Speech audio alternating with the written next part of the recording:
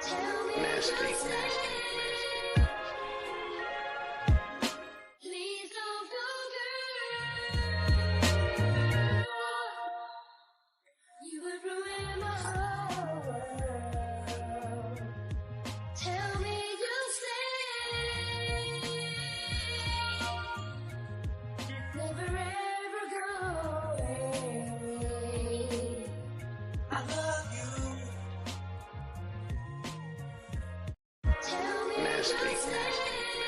Appreciate the things that you two do, you and James, right? They're decorated dudes. They're decorated dudes. Decorated dudes. What? You and James, right? I appreciate the things that you two do, you and James, right? They're decorated dudes. They're decorated dudes. Decorated dudes. What? You and James, right? I appreciate the things that you two do. Michael Proctor could have written text messages that he didn't know would go public that he regrets sending. That does not nullify the evidence that says that Johnny was hit by a weapon.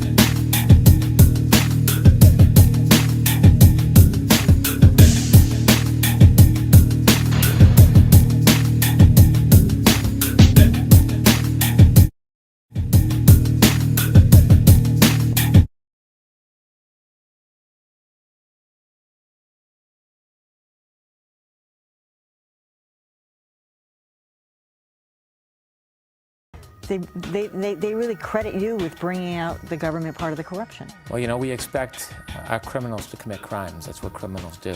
We don't expect that from our law enforcement.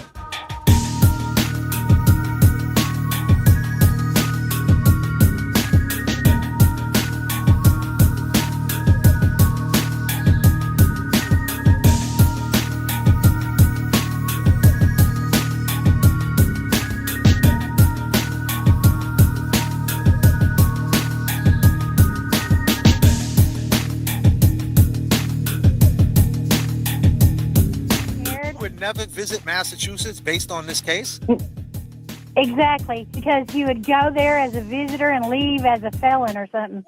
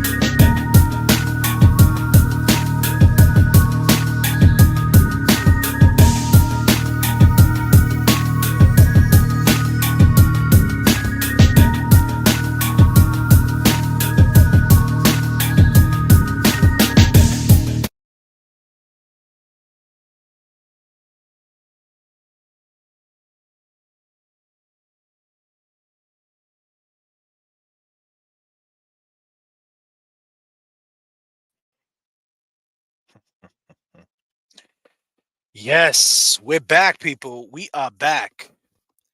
We are back. And you know, wouldn't you know, it's 1/28/25, 3 years later. 3 years later, 11/41. 3 years ago at 11:55 on 1/28/22, Karen Reed walked into the bar with Officer John O'Keefe. Officer John O'Keefe knew in the back of his head Higgins was on some funny shit. He walked up to to Higgins, and he gave him a handshake and a hug. You know, They're doing standouts over in Canton, 24-hour standouts, which is awesome for John. But they keep glossing over, not the people at the standouts, be clear, not the people at the standouts, just the media. If you watch Fox Nation, everybody just glosses over the waterfall. Even Karen herself. Karen, if you're watching, everything was all right at the waterfall. Everything was okay. There was no fight. Nothing happened at the waterfall. All the witnesses, Karina, her husband, Maddie McCabe, Jen McCabe, nothing happened at the waterfall. The car ride from the waterfall to 34 Fairview, 10:55, they get to the waterfall. By 12:30, John is hurt bad. Real bad. Don't ever gloss over that shit.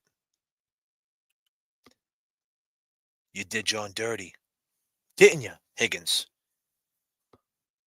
Kevin from South Boston. Talking to you, pal. You out there?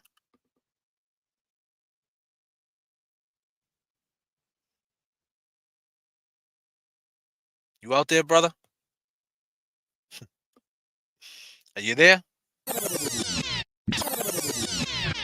I appreciate the things that you two do, you and James, right? They're decorated dudes. They're decorated dudes. Hey, man, what's Talking up, to guys? you. Kevin from South Boston. I'm talking to you, man. You out there? Hey, man, what's up, guys? Kevin from South Boston. See, you called up the J.F.K. show, and we go over this, and people like, hey, J.F.K., that's over with and done with, you know? Who cares? He called in the show. Who cares? I get it. Who gives a fuck, right? Who cares? Unless it was your show. If it was your show, it would mean everything. But it's not your show. It's my show. It's our show. And a matter of fact, since it's our show, and we're doing this for John O'Keefe, if you guys had one word to describe John O'Keefe, just one word to describe John O'Keefe, what would it be? Let's go, chat.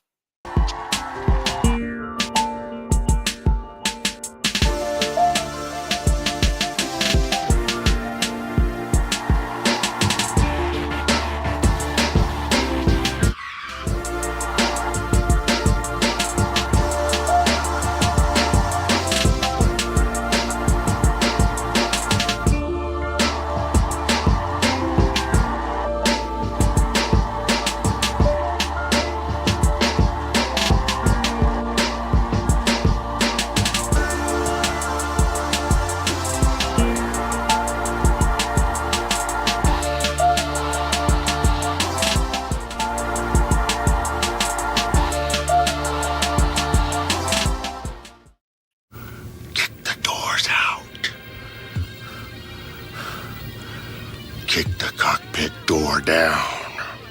I am not the chosen one that you speak of. I am not.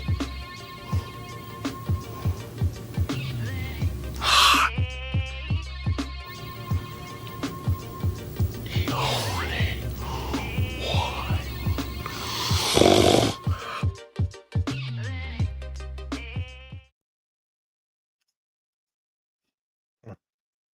I like that one a lot right there.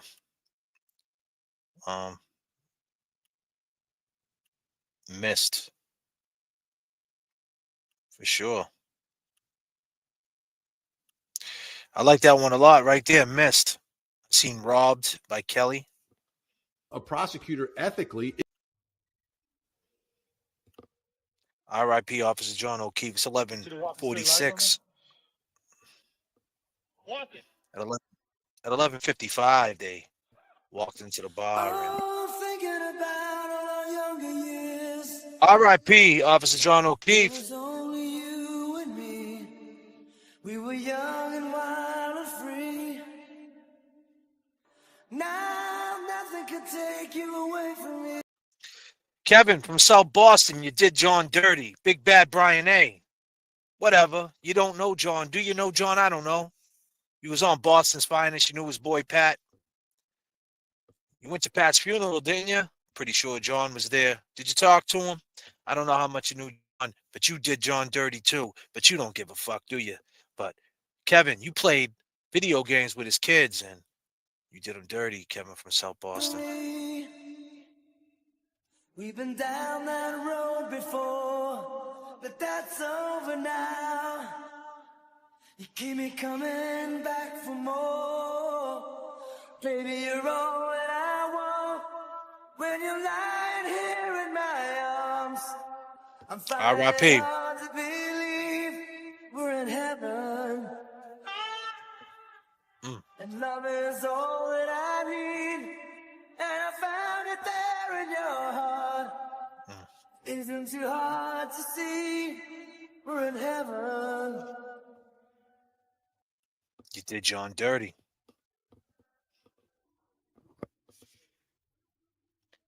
Did John dirty. Unbelievable. Oh, once in your life you find someone who will turn your world around, bring you up when you're feeling down. Yeah, nothing could change what you mean to me. Oh, there's lots that I can say, but just hold me now. Hold me down. 'Cause our love will light the way. And baby, you're all that I want. When you're lying here in my arms, I'm finding it hard to believe we're in heaven. Yeah, love is all that I need, and I found it there in your heart. It isn't too hard to see, we're in heaven. Yeah. I've been waiting for so long, for something to arrive, for love to come along. Now our dreams are coming true, through the good times and the bad. Yeah, I'll be standing there by you. Oh.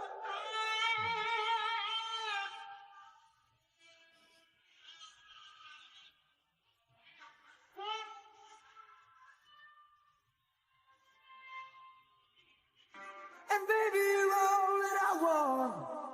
When you're lying here in my arms, I'm finding it hard to believe we're in heaven.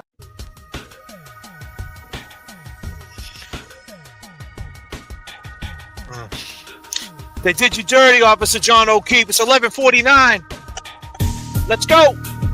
Woo! I'm feeling it tonight. Doing this for Officer John O'Keefe without holding anything back. We're calling everybody out. We're calling everybody out. What do you really know? Speak up. Say something. They did you dirty, John. We're doing it for you tonight. We're not holding nothing back. Rah.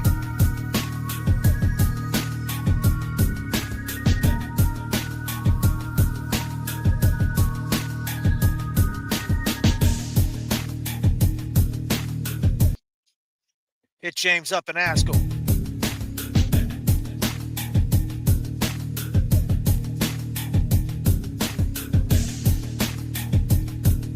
Holding nothing back.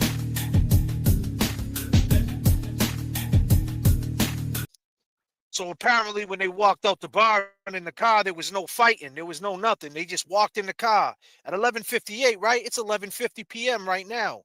And 8 minutes from now, 3 years ago, Higgins throws up his arms. They're play fighting.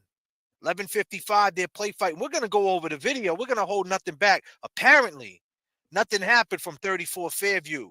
No fighting, but yet Karen was spun out of control. I hate you, John. You're a pervert. Why? Why? Was there a fight? What was the fight about? Does she need a new soundbite? They just did something on Fox News. Yes, they did. They did something on Fox News. You guys know what it is. Have you guys seen it yet on Fox News? Have you guys seen it yet?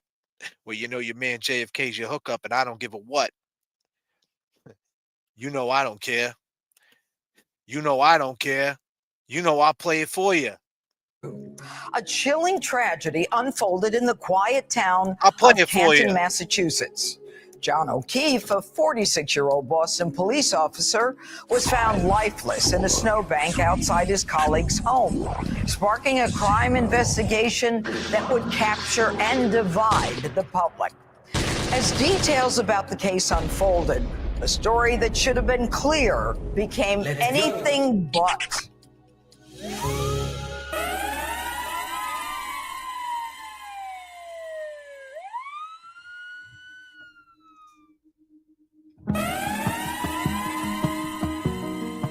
Johnny was just a fiercely loyal, funny kid. All I can really remember is us laughing. If you were in his orbit, then you were in. He would take care of you and your friends and your family forever. It was effectively John's lifelong goal to become a Boston police officer. It took him some time to get on the force, but eventually he did. Just a natural born cop even before he was a cop. Everything I've ever heard about John O'Keefe was that he was an amazing guy. The thing that stands out to me the most about John is the amount of tragedy that he had in his life. His sister, Kristen, who was 3 years older, wound up coming down with a very aggressive brain tumor. He was very, very close to his sister, Kristen. And he was there every day with her. Everything she needed, he was making plans to help his brother-in-law out with the kids. And unfortunately, she passed shortly after diagnosis. And before they could even come up with a plan, 2 months later, brother-in-law passed away. Crazy. Heart attack. And that was it. Johnny just dropped everything. Here's a single guy, right? He's a cop. That's a pretty demanding profession. And he takes it upon himself to raise his niece and nephew. They moved his job around and they got him a position where he could be more accessible for the kids. Not an easy transition, but he managed well. Loved those kids loved him. It was never a question what he was going to do. Years passed by as John, Kaylee, and Patrick adapted to their new life together. Things seemed to be finally falling into place, and that's when he reconnected with Karen Reed. John and Karen reconnected over Facebook Really? during the pandemic. They Wow. had met each other in the early 2000s at a party. They briefly dated, and then once COVID hit, he sent her a message, something like, "Hey, stranger." Well, that's what happens, lady. This lady's the worst. This lady don't believe a word Karen says. This lady's totally against Karen. And I don't know who this lady thinks she is, honestly. Their relationship got serious and fast. 3 days after his initial Facebook message, John cooked dinner for Karen at her home. The following week, he invited her to meet the kids. It kind of took off and blossomed into this relationship where Karen really stepped up and helped with John's niece and nephew, especially during COVID. John had to go to work. He's a first responder. So Karen Reed was the one that was really home with John's niece and nephew, helping them with their schoolwork, cooking their meals. And so she became just a huge part of all of their lives. They spent a lot of time together. Karen would stay with John and John's family in Canton a lot. From all outward signs, things were pretty good. We genuinely liked her. The last time I saw Johnny in person was at a Bruins game. He brought Karen. She was very interested in asking questions of us. Who are you, buddy? I mean, you think Karen hit him and left him there, bro. That's what you think, bro. You think Karen left him there. 7 people left the house. No one's seen the body, brother. No one's seen the body. 7 people. And they drove the length of the driveway. And it wasn't a blizzard. It was a blizzard in the morning. You know that, pal. Why are you taking this stance, bro? You think jumping on Fox News with Ted Daniels is doing anything? You guys gloss right over the Waterfall video. It's 11:56, my man. 3 years ago at 11:58. Don't gloss over the Waterfall video, my dude. Don't do that to yourself. Convenient outsider. Well, it's kind of like me. I'm J.F.K. They call Karen the convenient outsider.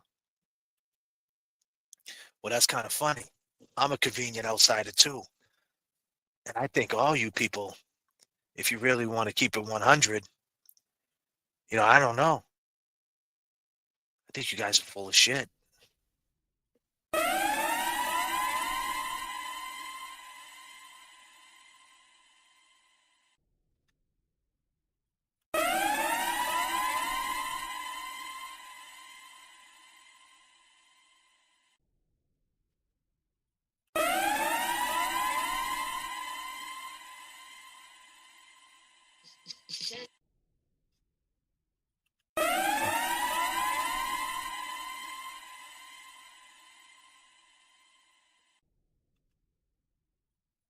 I switched my motto.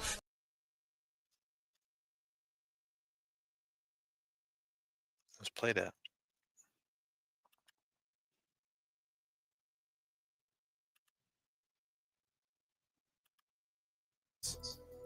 For about an 8-hour period. She seems like a good person. I've known Karen for approximately 30 years. She's just a phenomenal person, a phenomenal friend, someone you could always count on.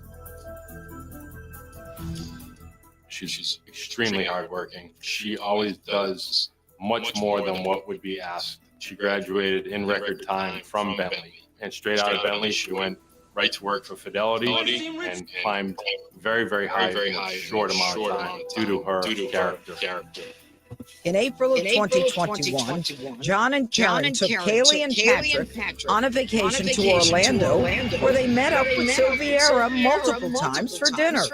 They had a great relationship. They each had a very important role with the kids, and we were able to see that. They visited Disney, she put them up in the best hotels, they had all their activities planned, and you could just tell with their demeanor how much they cared for her, how much. What do we got? We got some problems going on. Echo.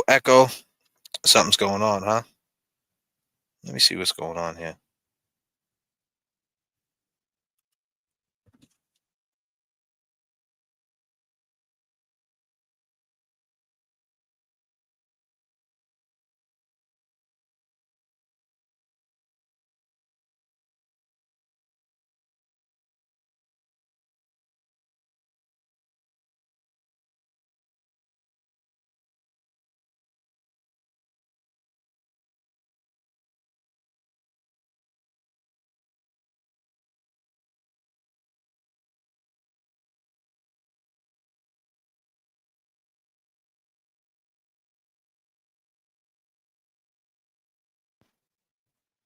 Let me see.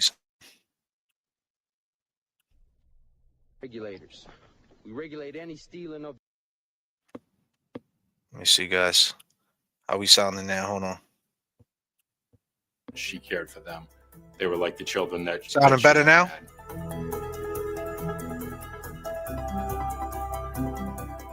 John and Karen appeared to have a normal relationship, but we don't know what goes on behind closed doors.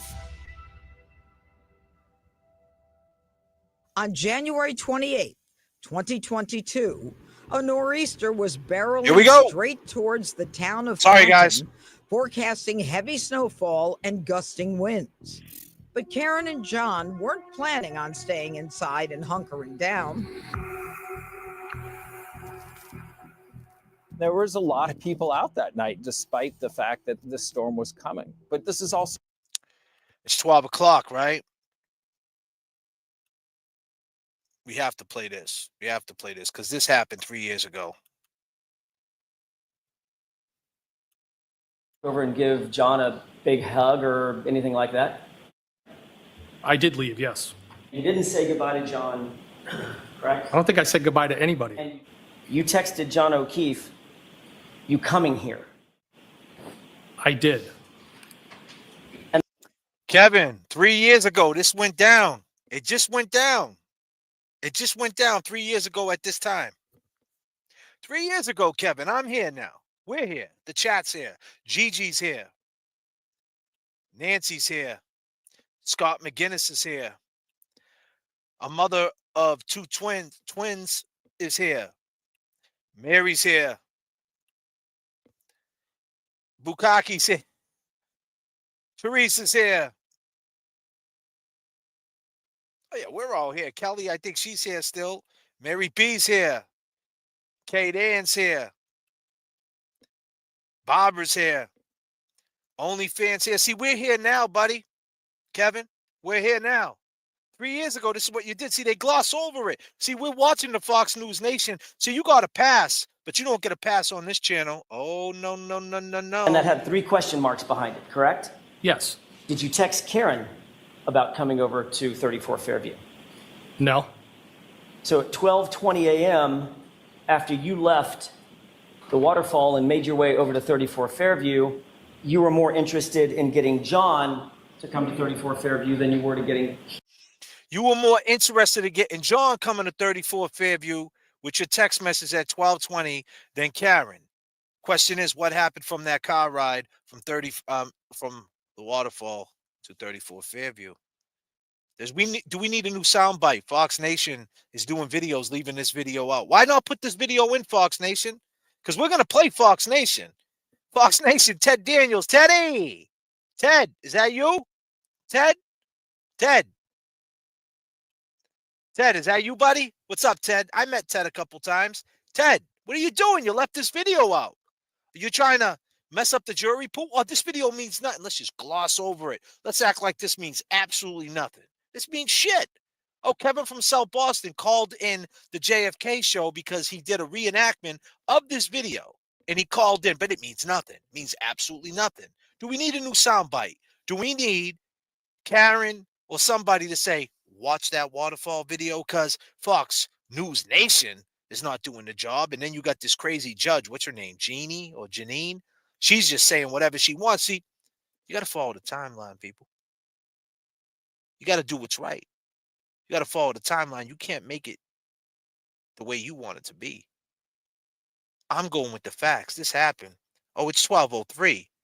It just happened. John is in the bar right now. 3 years ago, John's in this bar right here. 3 years ago, people. 3 fucking years ago. 36 months, John been in the ground. Be clear? Because of this shit right here. We're back at the Waterfall. What are you guys drinking? I'm buying. What are you drinking? Let me know, people. What are we drinking? And getting Karen to come to 34 Fairview. No, that's not how I would describe that. But you didn't text Karen, correct? No, I didn't. But you did text John. Yes. You're so full of shit. You're so full of shit. You're so full of shit.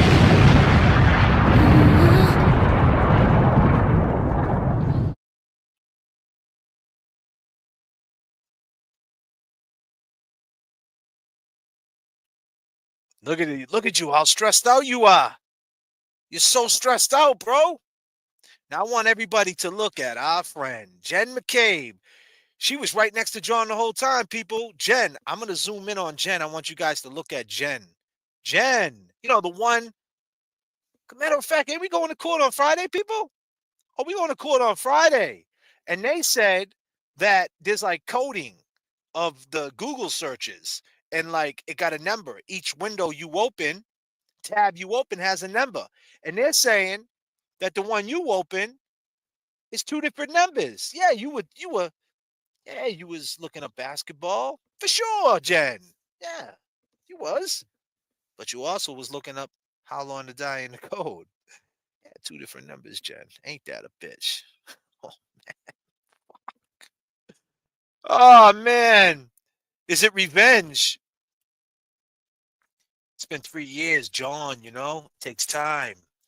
And it's funny how it all is landing, right? Is John's anniversary on the 29th and the 31st is this hearing. It's funny how things are just lining up, isn't it? Right, Kevin? Isn't it funny how it's lining up? It's lining up perfect. Maybe it's God's plan.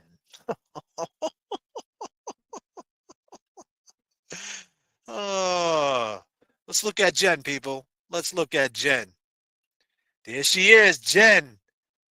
Look at Jen. Why is Jen so nervous? You guys ever see this? This is at 11:57. Why is she so nervous? This is right before they throw their hands up. She's going back and forth like, John, the pimples are right behind her. Keep in mind, this is a very small place. The pimples are right there behind her. 2 pimples, man. 2 big pimples. One's an ATF agent, and one's a Boston cop that arrests people for fugitive warrants. Oh, yeah. Big, bad Brian A. Look at how nervous she is. Look at her. Look at her move her hair. Look at this. Right up on John. She turns around and she's looking right. She's looking right at the pimples. Like, what are they doing? Now, John's got his back turned. He's at the bartender. Check this out, people. It's 11:56 into 11:57, 11:58. is when they throw up their hands. This is Jen McCabe right here. Now, keep in mind, Karen doesn't know what's going on. She's talking to Karina, but Karen's eyeballs on the pimple. Keep in mind, Karen knows the energy. We can never forget Karen knows the energy.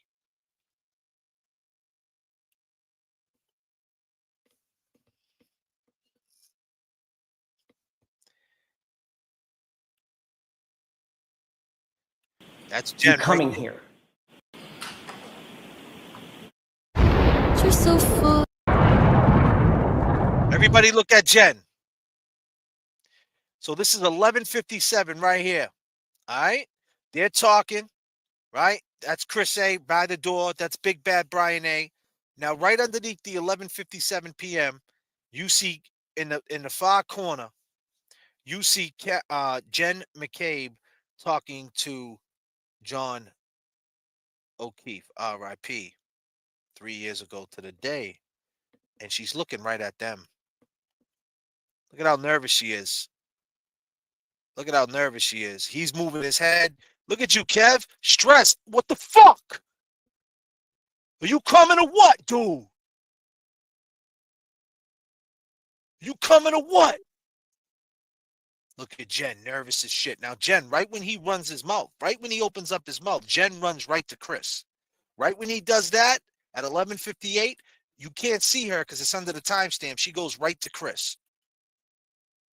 You see her moving. She's going right to Chris. See that arrow? You see Chris? When he turned, he's going to talk to Jen right now. Right under the 2022. That's J.K. he's talking to. Right there. He's talking to her. And that's right around the same time, the arrow pointing. That's John turned around. Now John's got eyeballs on Higgins. Like, what's the deal with you, bro? Look at Jen. Jen, why are you so nervous? Look at her. Flicking her hair like this. She's flicking her hair. Look at how nervous she is. Turned around all frantic and shit. Look at her. Flicking the hair. Looking right at him. Seeing it going down.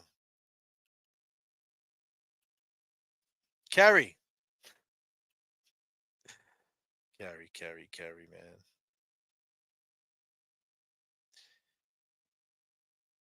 Natty M was on the backup. Texted your wife, Brian Albert, and Nicole Albert, quote, tell them the guy never went in the house, correct? Yeah, that's part of the same text. Yes. Mr. McCabe, who was the guy that you were referring to? Does he have a name? That would be John O'Keefe. The guy. Your husband was on the backup, right, Jen? Because this was you. Look at how frantic you are. You're telling John, man, it's getting crazy. There goes the heel toe. Now let's take it a step further, right? Now look what happens now. The question is, everybody, 12:10. It's exactly 12:10 on the dot right now. 3 years later to the day. Look who stays, people. Look who stays. Chris A. Chris, why are you staying, man? Why are you staying? You said you was on a diet. You were working all day. You didn't even want to go out. You didn't even want to go out, Chris. Your wife had to come with the ritual, with the clothes. You didn't even want to go out. You're a working dude. You're on a diet. So why'd you stay to drink that last beer? And why'd you stay right to the end? Because we know why you stayed, bro. You stayed because it's very small in there. And I'm going to show you. I'm just getting started. I'm going to show you how small it is because you knew. You don't know if your brother's out there telling Higgins, yo, go back in there and do what you got to do. So you stayed there and you kept eyeballs on Jen, Karina, and Karen. And when they walked out and you realized there was no talking outside, you realized the coast was clear and you went in the bathroom to handle your business. And before you went in the bathroom, you said, John, I don't know what that was about. And you guzzled your beer, but you're on a fucking diet, weren't you? Wasn't you? That's why he didn't want to make pizzas. But maybe Karen wanted to make pizzas because she knew she was more safer making pizzas, right? Because if she went to the square to make pizzas, then nothing would have happened, right? Because Big Bad Brian A. and Higgins are too cool to make pizzas. They're not going to the pizza shop.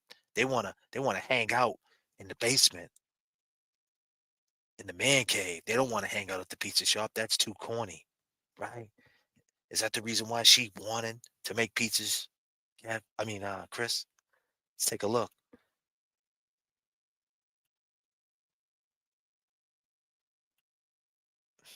Nervous. Jen is just nervous. Nervous, right, Jen? Nervous. Here we go. Heel toe, heel toe, heel toe. And he says you coming here. Don't get it twisted.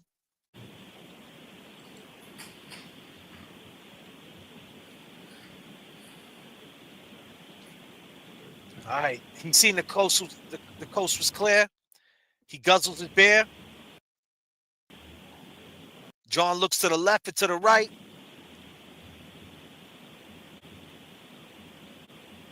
Sees Matty M. Look at Matty M. He's staring right at Matty M. He's staring right at you, man. He knows you're a clown. He's like, let me get the fuck out of here.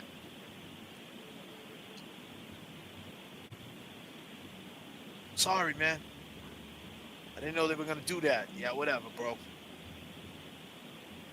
Whatever. All right, I'm going to go out there, see what this is all about. That is popular with. Oh, yeah.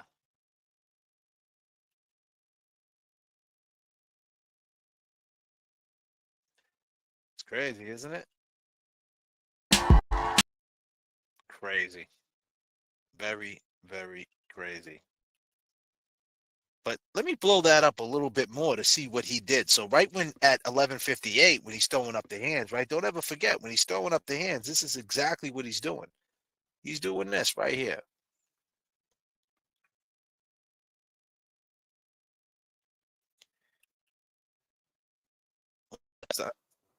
No, I didn't. But you did text John.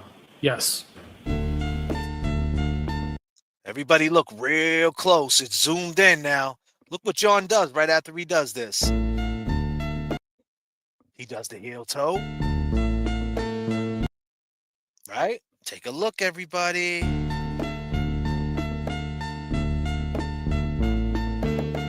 Oh! What did he do? Let's watch it again. Heel toe.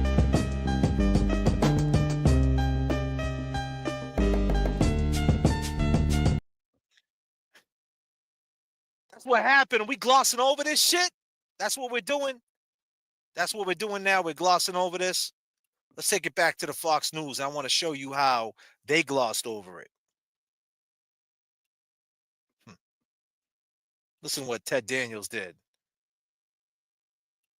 Also New England, right? There's some people who are not going to stay in their home for days riding it out. They're just going to live their lives.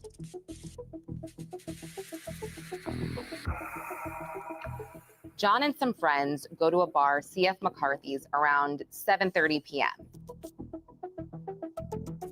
And Karen ends up meeting them around 9 o'clock, and they make their way over to the Waterfall bar, which is nearby.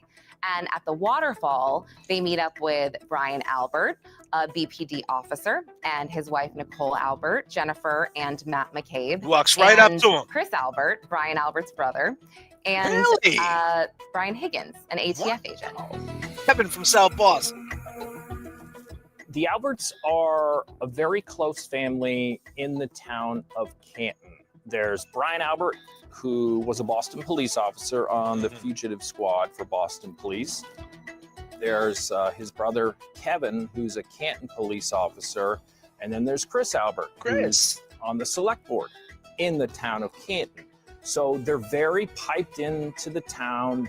Jennifer is sisters with Nicole Albert, who is married to Brian Albert. Oh, yeah. So, you know, they're all family and they spend a lot of time together. Karen didn't know this group of people very well. To be fair, John didn't know them very well either. He knew Jennifer McCabe, but I believe he wanted to become better friends with Brian Albert. I mean, Did he? this guy took down the Craigslist killer. He was featured on Boston's Finest, the television show. He was a prominent. Who the hell is this lady, man? He's not prominent. 3 years ago, he killed John O'Keefe, allegedly. Disclaimer. Disclaimer. Allegedly. Prominent guy in Canton. So, you know, why wouldn't John want to hang out with him? It kind of seems that these groups had bumped into each other and were not necessarily going to be hanging out the entire night, but they all knew each other. Look, she's right up on him. Karen's right there. Kevin is just...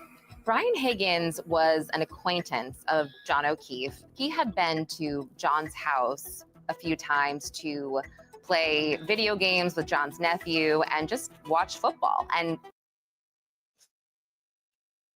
Kevin from South Boston, man, you're a slime ball, bro. Oh. You know, Kevin from South Boston, you're a real... You know what, Kevin? Clown. Kevin. You are a clown. It's 12:18. 3 years ago, at this time, at 12:18, Jen, he was on the phone with you getting directions, allegedly. He's a police officer, right? He gets on the walkie-talkie, doesn't he? Doesn't John get on the walkie-talkie? That's what he did his whole life. Just tell me the address. He texted you. You called him back. You talked for 46 seconds. Then you hung up, and then he called you back. All for directions? It's a police officer. Take a left, a right, a left. Control to 9. Yeah, 9 to control. Go to 34 Fairview. Over. That's it. That's what he does. But yet you guys talked for over a minute. About what? I seen you at the bar, Jen. Remember you was moving all funny and shit? What were you saying to him? You didn't say nothing to him? You didn't alert him? That was your friend, wasn't it? Hey, Jen, you know what? You are a clown. You are a clown. And Kerry, 3 years passed. John was in the snow. The last hours of his life, you were getting baby blankets. Because I was having Jen get the baby blankets to wrap. Baby blankets, Kerry. And like I said, disclaimer, I know you're in pain. That's a hard thing to see. I'm a compassionate person. But the fact is, Jen could have went in the house and got a comforter. Could have went in the house and got a first responder. Isn't it funny that John, his job was very demanding because he was a first responder. And Karen helped him out. Learned how to be a mother, so to speak. You're a mother. You got baby blankets. 3 years ago. Karen was there. And so they struck up this odd friendship, and that escalated into these flirtatious text messages. But it was fleeting. At the Let's be clear. All right, they weren't. The shit went further than flirtatious. Okay, Karen went to his house. Karen hung out with him, and Karen and he was a sucker. All right, he should have told John right off the bat. All right, Karen. This was 2022. This is about John O'Keefe. It's 12:20. 3 years ago at 12:20, he jumped out the truck. He sent the text at you coming here. Right, Kevin? 12:20, 36 months ago, you texted you coming here because of this bullshit right here. What were you gonna do if she said she wanted you, Kev? What were you gonna do? If she said, yo, I choose you, what were you gonna do? Were you gonna fight John?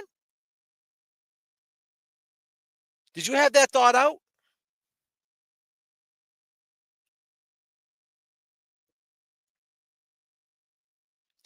It was more than flirtation. It happened. It is what it is, man. The waterfall. I believe she wasn't giving him the attention maybe that he wanted. So Karen Reed received a text from Brian Higgins that night at the waterfall that said, well, as a female, I can interpret that as, well, why aren't you talking to me? This girl right here, this lady, you know what I gotta say about her. Clown! You are a clown! A clown! Nobody asked you, lady. Nobody asked you.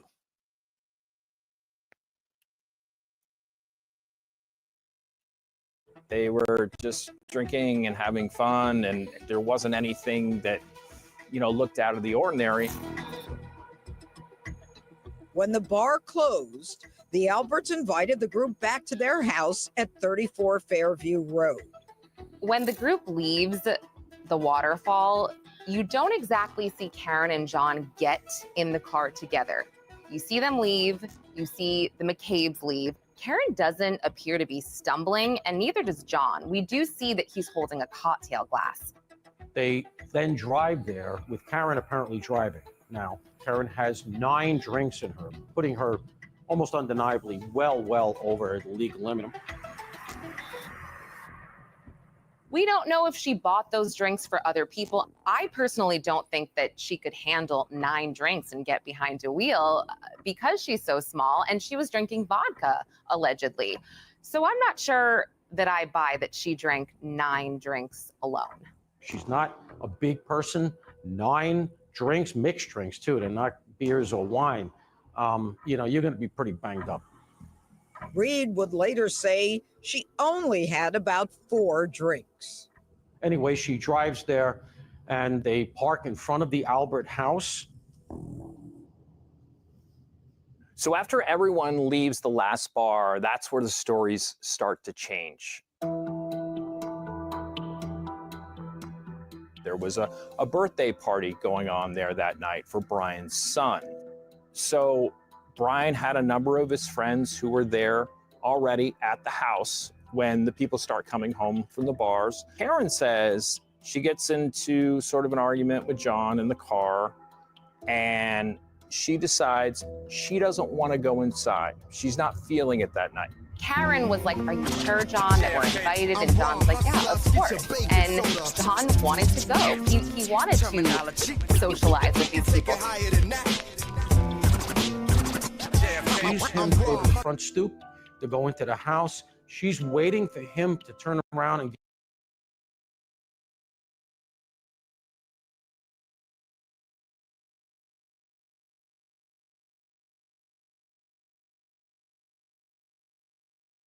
give her the thumbs up. Yeah, we're welcome here. You can come in.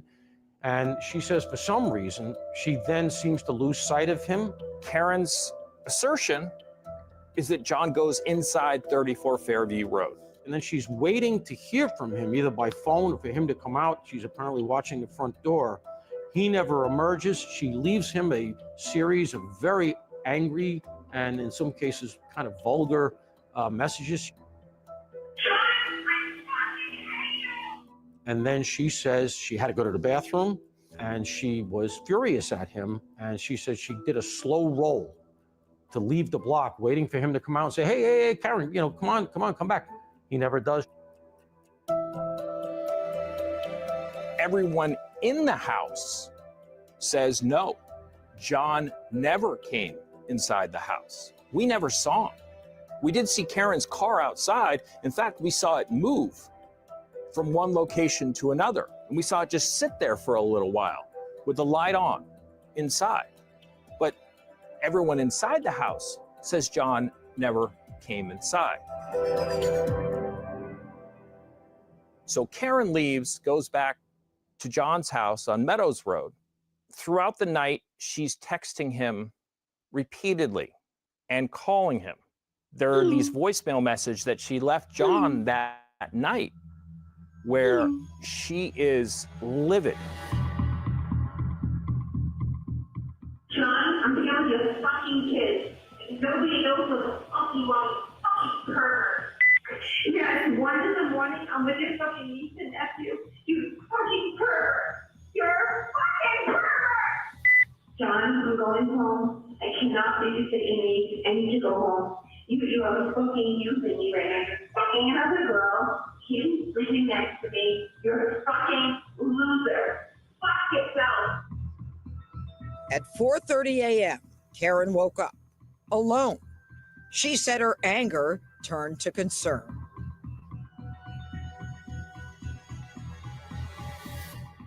Karen wakes up. John's still not home. She checks her phone. He didn't call. He didn't text. She actually had to wake up John's niece and say, "Can I have Jennifer McCabe's number? John didn't come home last night." She calls Jen, wondering if Jen knew where John was. Did he sleep at your house? Do you know where he is? And Jen said, "I have no idea." So this is something that I wonder about a little bit, because she says that I knew something was wrong. Now, they were out drinking. He went into a house party 4 hours before. So the idea that, okay, he's out someplace for 3 to 4 hours at a house party, I don't know why she would adhere to the idea that that meant something was tragically wrong. I think that the more likely reflex would be, wow, he's still over there? Karen also called Carrie Roberts, John's close friend, and said, "Carrie, John didn't come home." Hi, my name is Carrie. I'm calling because my friend's boyfriend did not come home last night. We were at Waterfall, and now she is calling me hysterical because she doesn't know where he is. You didn't put anybody outside the name of John Keith, did you? No. Carrie, Karen, and Jen agreed to meet and look for John together. At 5:08 a.m., Ring camera footage captured Karen backing out of John's driveway and colliding with his parked car. Carrie eventually wound up getting together with Jen McCabe and Karen in Carrie's car and driving back to 34 Fairview, where Johnny was last seen. She explained that as they're pulling up on the drive over, it was incredibly low visibility. Carrie said she couldn't see more than a couple of feet in front of the car, so she was essentially white knuckle driving over to the scene. And she said as they were pulling up to 34 Fairview, Karen began kicking and punching at the door, screaming to be let out. Karen beelined it from the back of Carrie's car to exactly where Johnny was lying in the snow. And Carrie, as she's telling me the story, is explaining that she and Jen were just confused. What is she talking about? They can't see anything. How did she know where Johnny was? And that was the moment where I immediately said, Karen did this. The implication is, of course, that she knew that body was there, and that's how she was able to discover it. She leaps out. Apparently, she tries to give mouth to mouth. One of the other women calls 911.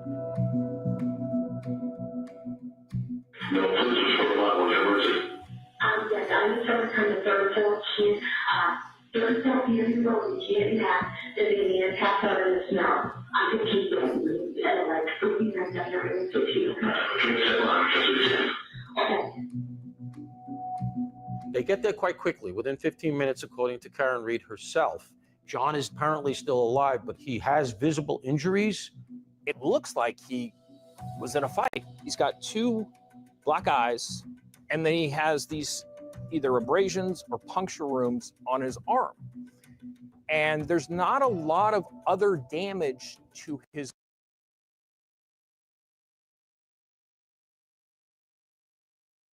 body in terms of broken bones or injuries to his stomach. Jen said Karen is freaking out. She is inconsolable. She is asking, is he dead? Is he dead? Karen spoke to her father on the phone, and she had said, I don't want to live anymore. And Karen's father actually called first responders and said, look, you need to place her under some kind of watch here because she's not doing well. Karen was taken to the same hospital where doctors were working to save John's life, but his injuries were simply too severe. At 7:59 a.m., he was pronounced dead. I got a call a little before 10 in the morning telling me that Johnny had passed. There was nothing but confusion. You know, no one seemed to have a handle on what exactly happened. I got a call from Brendan. He just laid it all out there for me. Brendan immediately started talking about her car. And we just said, could that really be? It can't be the case, right? No one could do that. Like, that happens other places. Like, that couldn't happen. Not to him. He's not going to put himself in that kind of situation, you know? At noon, Karen was released from the hospital and driven by her father to John's house, where his family had started to gather. Karen revealed to her father that she had hit something, but it wasn't a person. It was John's car. She had backed into John's car that morning as she was leaving his house, and it cracked her taillight. On the video, you don't necessarily see this huge collision. If you've seen the video, it's like less than a half a mile an hour and bumps the car so slightly. And so she gets to John's house, and according to Karen, something is just off. Karen believes that John's mom suspected that Karen did something to her son. So right there, Karen has this realization, oh boy, I'm probably not welcome here. She'd only stopped by the house for 20 minutes or so, gathered some of her belongings and left. The treatment of Karen by John's mother that morning really made Karen think, wait a minute, something's not right here. They think I did it. And that's when she decided she needed a lawyer. Back at 34 Fairview, officers continued to canvass the scene for clues. The Canton police officers who first responded to 34 Fairview Road after finding John, they've taken a lot of heat for the way they've processed the scene. They collected evidence by using red Solo cups from a neighbor. They also used a leaf blower to look for pieces of evidence on the ground. The crime scene itself, very difficult process because it's snowing like crazy. I don't put a lot of weight behind the use of the Solo cups to collect some of the evidence. These are a terrible optic, and they should have said, okay, send somebody back to the command, get the proper materials so we can maintain chain of custody. But sometimes in police work, you do have to improvise. At the crime scene, they found shards of glass. They found one of John's shoes, which was separated from his body. They found what they thought was blood. Despite the commotion on the front lawn, no one from the Alberts house ever came outside. When there's a crime scene on your lawn and you're a cop, you're going to go outside. So what's going on? Apparently never did that. Police interviewed Jen McCabe and Carrie Roberts, hoping for a shred of information that could shed light on this terrible tragedy. What they learned stopped them in their tracks. Jennifer McCabe says in no uncertain terms that Karen Reed says, I hit him, I hit him, I hit him.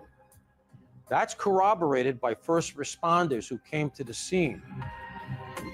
Armed with this new knowledge, investigators went to Karen's parents' house to interview her. They also took her car and cell phone to be processed as evidence.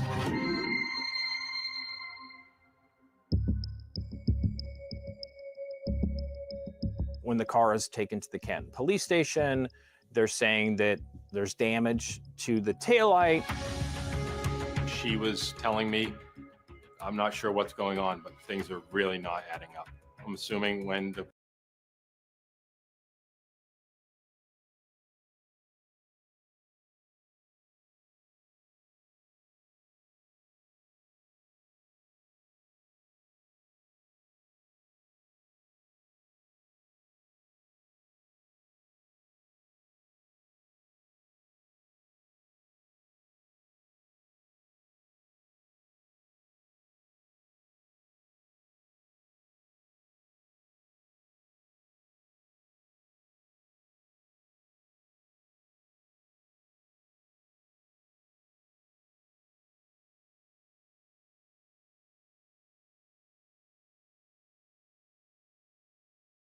I think she hit him on the right-hand side of his body. I think he spun out. I think he hit his head, and I think she left him to die. you're not going to get those kind of injuries landing on a snowy driveway in the middle of a blizzard wearing that kind of clothing. The black eyes, the laceration in the back of the head. His black eyes were caused by the laceration on the back of his head, where the blood had nowhere to go, and the blood pooled in his eyes and caused them to swell. One of the most heartbreaking things about his death is that if somebody were to have found him, he could have been saved. His body temperature was under 82 degrees when he was found. So hypothermia played a huge role in his death. On February 1st, the investigation, led by Trooper Michael Proctor, took a new turn for Karen Reed. Trooper Proctor and the evidence collection team, etc., looked at the fact that she had a broken taillight on the back right side of her vehicle. They know she was at the scene. She was arrested. Prosecutors believe she hit him with her SUV and drove off, but her attorney says she didn't know she struck him. Once we saw it on TV, we originally thought there's got to be some confusion. There has to be some mistake. When she was arrested, things started falling into place. I was pretty confident that they had the right person.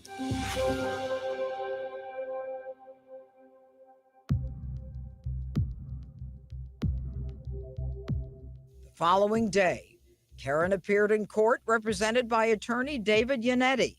She pled not guilty and was released on bail. At Karen Reed's arraignment, David Yannetti said something to the effect that, hey, this was an accident. This woman, you know, did not do anything nefarious here. Whether it was an accident or something more sinister, a man is dead, and a family has suffered yet another tragedy. Beneath a huge American flag hung between two Braintree Fire Department ladder trucks, the family of Boston police officer John O'Keefe returned him to St. Francis of Assisi Church. The Boston Police Gaelic column of pipes and drums filled the air with a mournful cry, and Boston police officers stood shoulder to shoulder as Officer O'Keefe's casket was carried into the church. As we waited for the hearse to arrive outside the church, in the distance you could start to hear a bagpiper. We opened up the big church doors, and when we stepped outside, there were 50 bagpipers. There were just hundreds of police lined up in formation in the middle of Washington Street. It was beyond moving, and it'll stay with me forever. Myself and the other pallbearers take the casket in and walk down the aisle, and you're seeing everybody from his life. And he has a huge family, right? So you're seeing everybody from his life, and it's rough. It's rough. Obviously, given the circumstances of it, you know, it's painful to see everybody's tearing up. We desperately need answers, and I hope the truth comes out. We know bits and pieces, but I really hope that at the end of the day, especially for his parents and those children, we deserve to know the answers and what happened. Police had a suspect in custody, but questions still remained. Why would Karen Reed want to kill her boyfriend of nearly 2 years? Members of the O'Keefe family thought John had at one point reached the end of his rope, according to John's niece and nephew, that he wanted to end the relationship and move on. And the picture that was painted of Karen was that she was very controlling, that she did not want to lose John, and she was going to do everything to try to keep him. Months later, in June of 2022, Karen's charges were upgraded from manslaughter to second-degree murder. She was arrested once again. The Commonwealth's theory is that they had an argument. He gets out of the car. She reverses into him. She leaves him there to die and goes home. We just need to believe Karen when she says things like, I thought I might have clipped him. How many times does Karen have to tell us what happened before everyone believes her? The defense floated a different theory, a large-scale conspiracy framing Karen Reed. Defense attorneys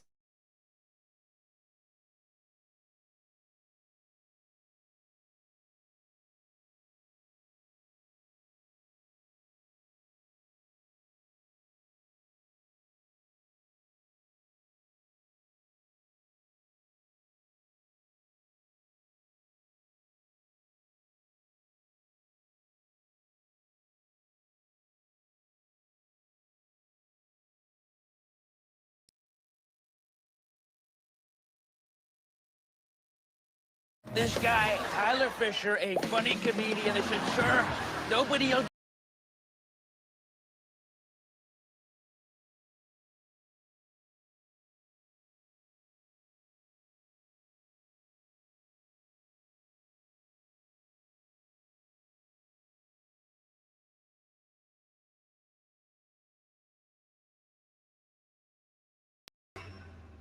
Prosecutors believe she hit him with her SUV. We know who spearheaded this cover-up. Will we get the truth?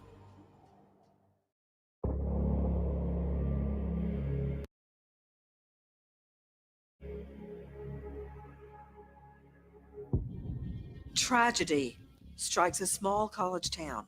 It's literally like what nightmares are made of. The hunt for a killer. Like when you're a little kid and you think of the boogeyman. And a nation on edge. Grisly murders of 4 college students in Idaho. Until a suspect arrested. Brian Koberger. Brian Koberger. Brian Koberger.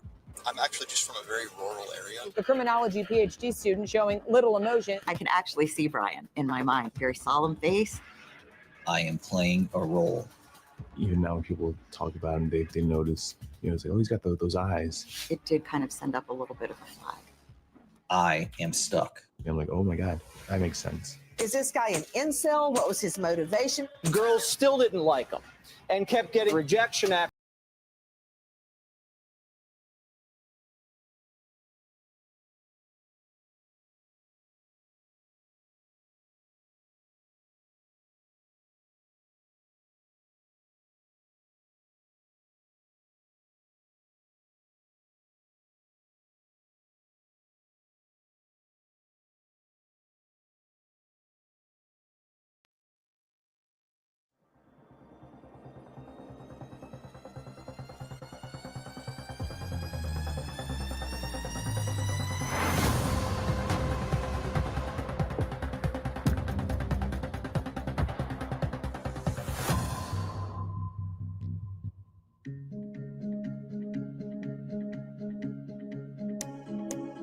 In June of 2022, Karen Reed was charged with second-degree murder in the death of her boyfriend, Boston police officer John O'Keefe.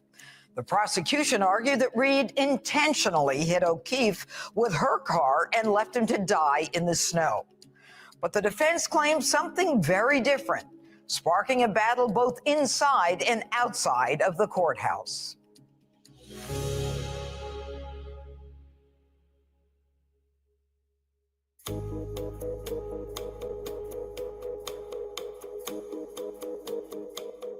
After she was charged, there were a flurry of motions for years between the prosecution and the defense teams. We kept going back into court over and over again. But every time you'd go to the motion hearings, you would get more facts. More facts that allowed both sides to put the puzzle pieces together on what happened that fateful night. But their puzzles would look completely different. We found that Jennifer McCabe, one of the people who was inside 34 Fairview Road that night, Googled how long to die in cold, and that Google search took place at 2:27 a.m., several hours before John's body has been discovered. That was the first sort of bombshell filing in this case that everyone's like, whoa, that's weird, right? The prosecution's argument there is that's not what happened, and that the digital evidence that was presented by the defense is just wrong.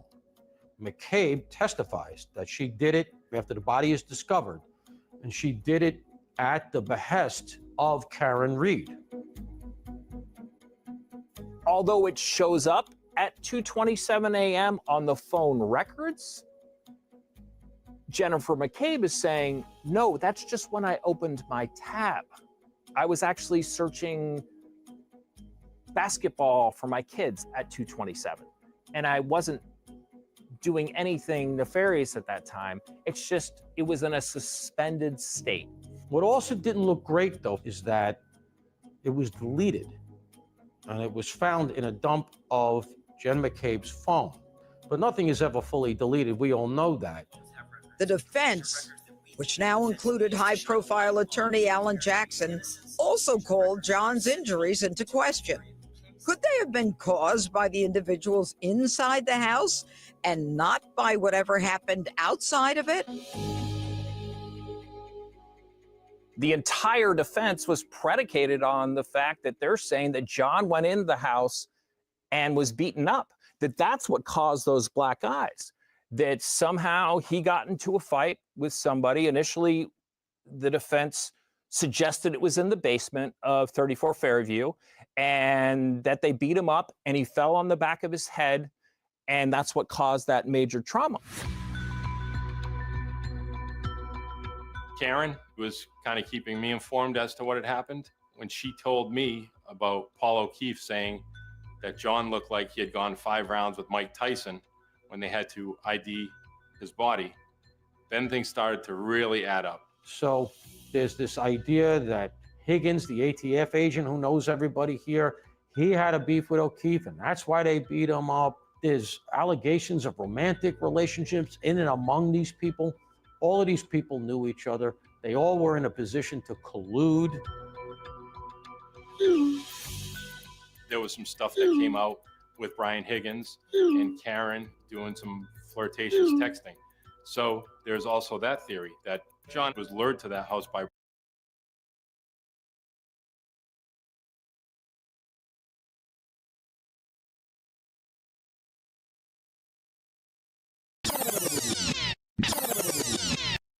Five, 4, 3, 2, 1, 0.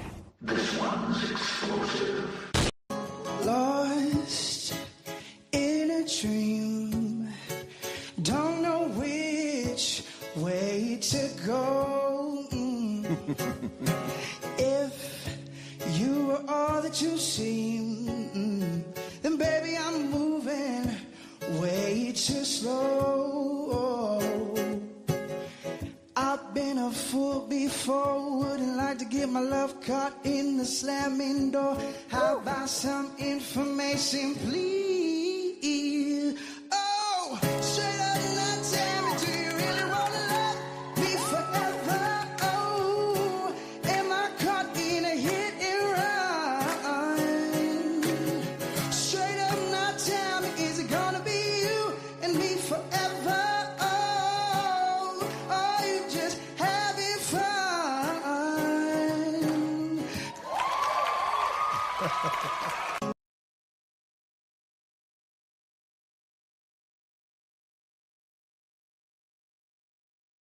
by Brian Higgins to maybe confront him about, you know, your girlfriend had been texting me. Maybe they were going to have an argument or possibly a fight. I don't think that they lured him there to murder him. I think they lured him there to probably tune him up, maybe say some stuff to him. Everybody had been drinking. It got out of control. And before you know it, John's incapacitated and near death. But would a fist fight result in puncture wounds to John's arms? And for that matter, would being hit by a car? When you look at the injuries, you wonder, okay, how does this happen if he gets hit by a car?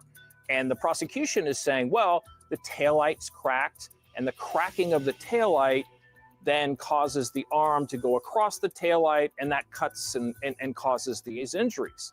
But what the defense suggested was the Alberts had this dog, Chloe, a German Shepherd. And they suggested that when John was in the house and getting beaten up, that Chloe also attacked him and created these puncture wounds on his arm.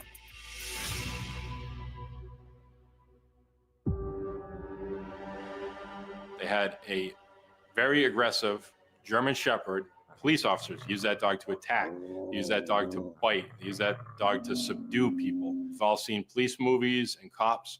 That's what those dogs are trained to do, and that's exactly what the dog did to John's arm. The conspiracy was all concocted by the defense. They found no dog DNA on his shirt. So then the narrative has to change. Well, maybe they took his shirt off and then the dog attacked him. You have armchair pathologists looking at photos presented by the defense on a poster board during a motion hearing and say, these look like dog marks.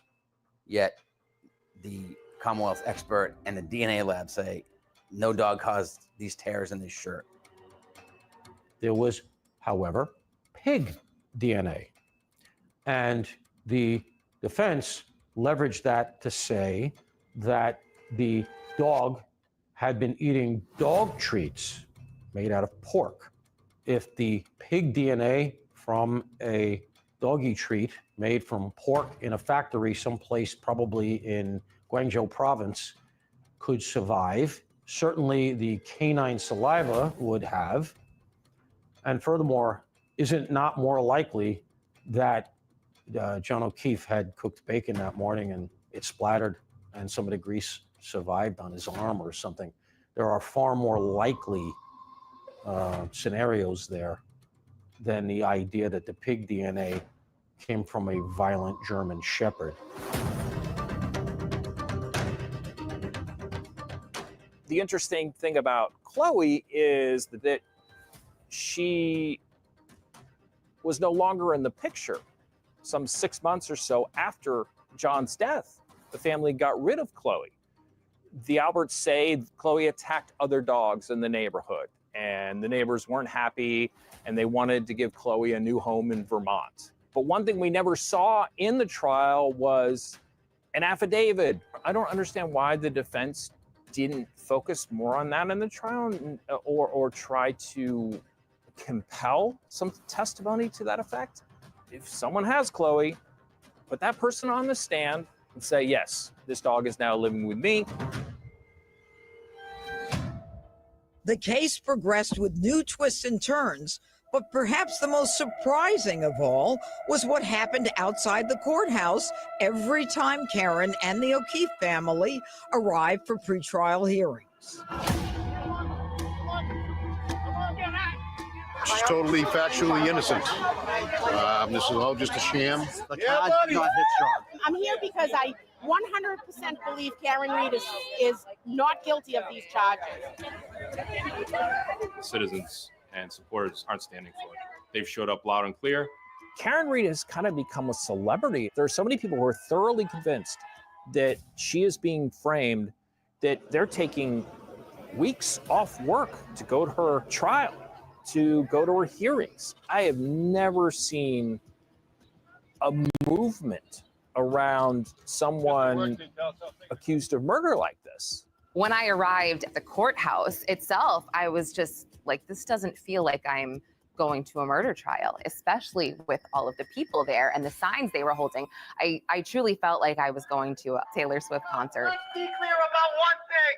There is no justice for John O'Keefe without justice for Karen Reed. The case also attracted the attention of controversial YouTube blogger Aidan Kearney, also known as Turtle Boy. He is sort of the founder of the Free Karen Reed movement, and the group has learned a lot about the case from his reporting. He answers to nobody. He's his own brand, and he, just like Karen, doesn't get pushed around. He's fearless. So he kind of rallied the troops, got everything out there on social media. Even local news started picking up. I couldn't believe that this sort of corruption and level of cover-up could happen in our institutions that we're supposed to trust, prosecute criminals, and hold the guilty accountable, and they're weaponizing their power against innocent persons. Some say Karen's supporters crossed the line. You know, that's calling us cop killers. Like, what are you doing? Some of the alleged conspiracies that came out was, hey, the O'Keefe family was involved. There's a faction of her supporters who are fervent and don't care, and they're in it for the game, I believe. To be hurling abuse at his family, to me, is really a bridge too far. The level of restraint that the folks that support Johnny and his family have shown is remarkable. And I think it is because we work as a unit, and no one wanted to be the individual that either sunk to that level. I'm actually shocked that nothing more violent occurred. In an unprecedented video release, the district attorney condemned the witness harassment. The harassment of witnesses in the murder prosecution of Karen Reed is absolutely baseless. It should be an outrage to any decent person, and it needs to stop. Innuendo is not evidence. False narratives are not evidence. In October of 2023, Turtle Boy was arrested on charges of witness intimidation and conspiracy. You don't have a First Amendment right to interfere in a prosecution to the degree that actually impacts the case, that it interferes with witnesses. The people that believe that Karen is innocent, they wear pink. The people that believe Karen Reed is guilty, they wear blue. And outside the courthouse, it got pretty intense. There were some screaming matches. It had been nearly 2.5 years since John O'Keefe died. And now his suspected killer would finally stand trial. Defendant Karen Reed is guilty of murder in the second degree, striking the victim, Mr. O'Keefe, with her car, knocking him back onto the ground, striking his head on the ground, causing the bleeding in his brain, swelling, and then leaving him there for several hours in a blizzard. Karen Reed was framed. Her car never struck John O'Keefe. She did not cause his death. Karen Reed was a convenient outsider. You will reasonably doubt their case because their theory of the case does not make sense. You will reasonably doubt their case because Karen Reed was framed. I've covered other murder cases where the defense has sort of lightly suggested someone else might be culpable. This was the exact opposite. They're suggesting that, no, Karen was set up by these people in this very elaborate frame job that involved first responders, police officers, witnesses. John's friends sat in the courtroom with the O'Keefe family. The courtroom was small, so you were right on top of everybody. You could hear everybody breathing. It's close. They had moved us into a smaller courtroom for the trial. We were limited to just 10 seats per day. So we had a kind of core family and friends rotation. We listened to the testimony of the first responders that talked about the moments that he was passing and all that, and it was brutal, brutal. The testimony eventually turned to Karen and John's relationship. One of the things that becomes abundantly clear, despite her denials, is that it was a less than smooth relationship. There are texts on the day of the death, leading up to the death, where they have correspondence where she literally says, "So you're not into this anymore?" Meaning the relationship. So it looks like it was pretty rocky. It looks like he might have actually been looking for an off-ramp. As an observer, John was not really into her towards the end of the relationship. You could just see it in these texts. He just didn't want to have this conversation that Karen wanted to have about the relationship. So I feel like a breakup was imminent.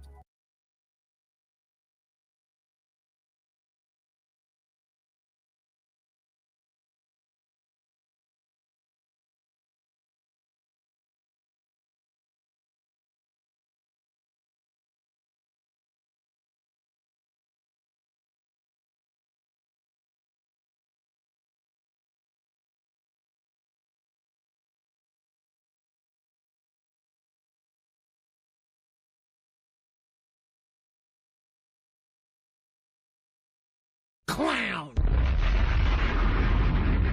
You are a clown! Clown! You are a clown! Clown! On G. Now if it's on motherfucker, then it's on G.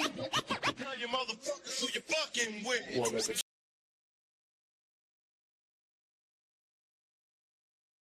During the trial, we learned from members of the O'Keefe family that they thought the relationship wasn't as good as Karen's team was making it. That there were these arguments, and John had at one point reached the end of his rope. The relationship was clearly more volatile than I had been aware of. When you heard the voicemails being left, it was frankly shocking to hear the vitriol in her voice. There was hate in those voicemails. John, I'm here with your fucking kids. Nobody knows what the fuck you are, you fucking pervert. Yeah, it's 1 in the morning, I'm with your fucking niece and nephew. You fucking pervert. You're a fucking pervert! calls him a pervert, which is strange and seems to track to maybe some argument they had in the car or something he did. The voicemail messages that Karen Reed left John that night, I think you can look at those in two ways. One, you can look at them as a ticked off girlfriend whose boyfriend's not coming home. But the way the prosecution framed them was, here is this, irate woman who's just so angry at John, and this shows her state of mind. She had intentionally hit him to kill him and was aware that she hit him and left him in the snow.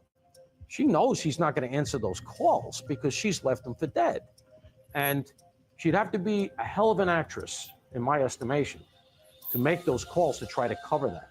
The Commonwealth also doubled down on Karen's comments that she had hit John. There was one individual that replied several times, I hit him, I hit him. She said, could I have hit him? She said, do you think I hit him? Do you think I hit him? And I said, no, I don't think you hit him. I think you probably hit something. I can tell you today with 100% clarity, she said, I hit him, I hit him, I hit him. When you consider that both occupants of the car with Karen Reed, that is Kerry and Jen McCabe, say on the stand, she said, I hit him, I hit him, I hit him. And then first responders who have no dog in the fight, who show up and say, we heard her say the same thing. I find it very hard as a juror, if I'm sitting there, to fully discount the possibility, and maybe the strong possibility, that she hit him recklessly. Everybody said that Karen said, I hit him, I hit him, I hit him. At trial, her attorney showed that none of the reports ever said that. The reports from the EMTs, the reports from the first responders, nobody had that in a report, and it should all be in writing. So if you heard that, wouldn't that be a pretty important piece to write down? The defense also produced a slew of inappropriate text messages that have been sent by the lead investigator, Trooper Michael Proctor. From all accounts, he didn't do a thing wrong. She's a whack job cunt. From all accounts, he didn't do a thing wrong. She's a whack job cunt. That's what you wrote, correct? Correct. So following that text, I responded, yeah, she's a babe. Weird Fall River accent, though. No ass. You responded to a text message from your sister, correct? And your response was, hopefully she kills herself, correct? Yes. You literally said that you hope that Karen Reed, the subject of your investigation, the woman sitting to my left, about 7 feet from me, that she would just die, correct?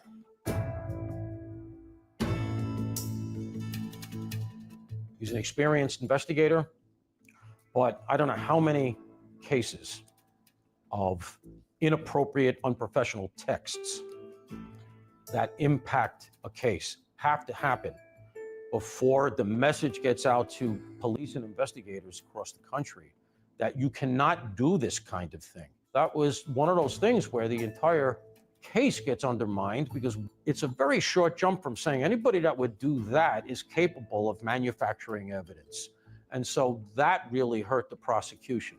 Despite the inappropriate text, which ultimately led to Trooper Proctor being suspended, the Commonwealth countered that the integrity of the investigation had been compromised and that the physical evidence should speak for itself. He's back.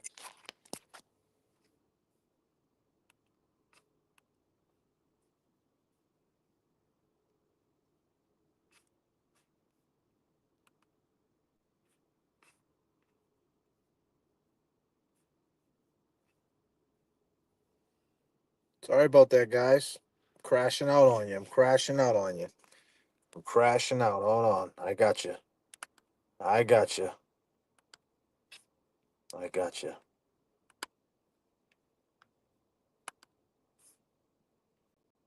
Claimed that the taillight pieces were planted.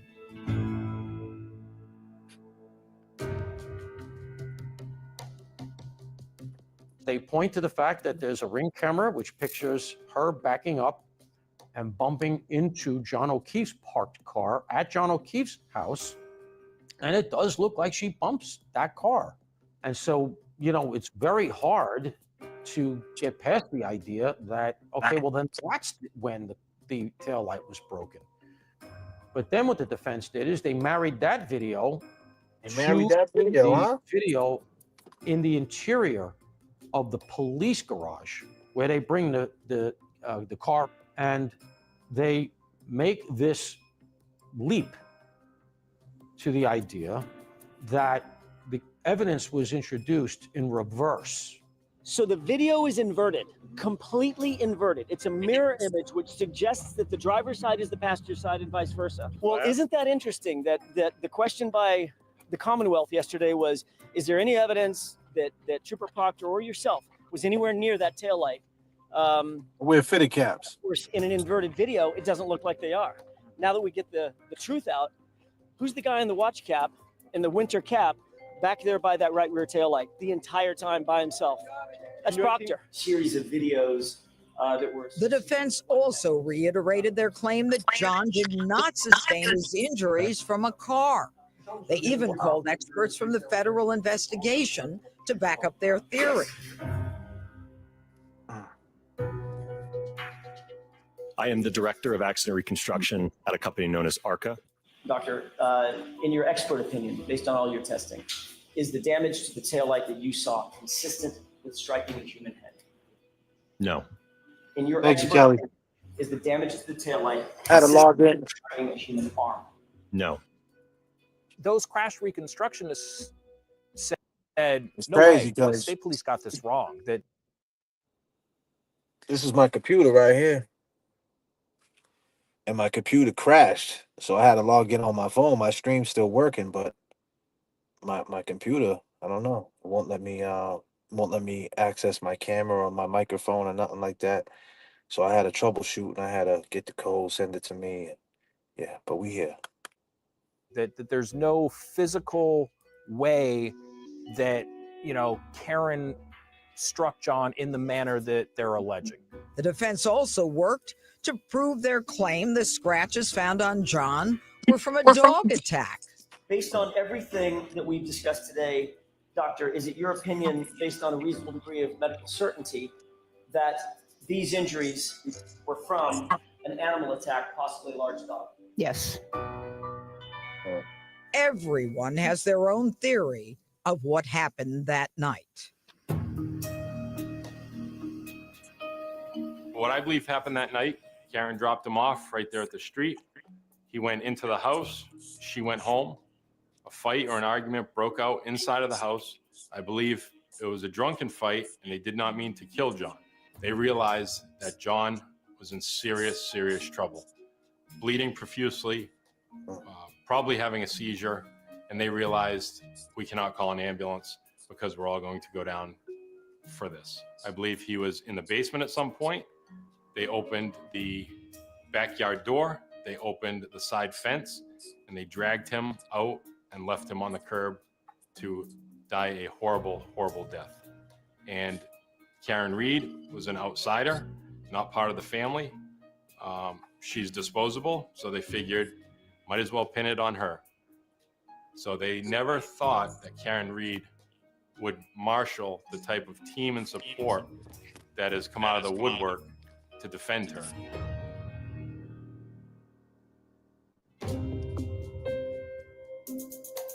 Crazy, right? Do I think she intended to kill him? No, she has too much to lose. Do I think she intended to scare him or hit him? I do. She was mad. She was seeing red. You can hear it in the voicemail she left him after she hit him. Do I think she knew she hit him? I think she knew she hit him. I don't think she knew how badly he was injured. She was intoxicated. She was upset with him. They argued. He got out of the car. She hit him. That's as simple as it gets. Right? She drove away. She left him behind. After all these years, I've never thought maybe she had my ass. I always knew she was innocent from day one. Ultimately, it would be up to the jury to decide.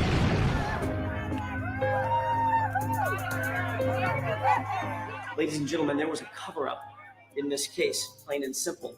From the time he left her and walked into 34 Fairview, and she called him 50 53 times before finding his body. Think about that. The Commonwealth wants you to believe that she murdered this man. And then after that murder, she called him not once, not twice, 53 times. It makes no sense. What evidence do they actually have to prove that SUV ever hit John? The answer is none. They don't have any. There's no evidence whatsoever that Karen Reed's vehicle ever struck John O'Keefe or that Karen Reed ever wanted to strike John O'Keefe. Ladies and gentlemen, Karen Reed is innocent. Do justice and find her not guilty. I hit him. I hit him. I hit him. I hit him. You're wrong. Those were the You're words wrong. that came from You're the wrong. defendant's mouth You're on wrong. January 29, 2022, as John O'Keefe lay dying on the front lawn of 34 Fairview Road, where the defendant had left him after striking him with her motor vehicle several hours before. This is so and then messed left up, him man. freezing there in a blizzard.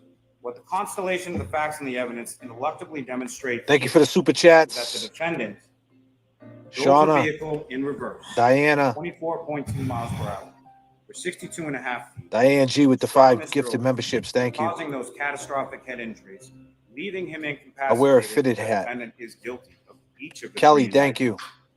before this court. Thoughts going into deliberations tomorrow? Just be positive, try to feel strong, be with my lawyers and my parents, and just have faith. We've left nothing on the table. I've worked every day. Can you guys hear me out for there? 2.5 years, so there's nothing more I can do.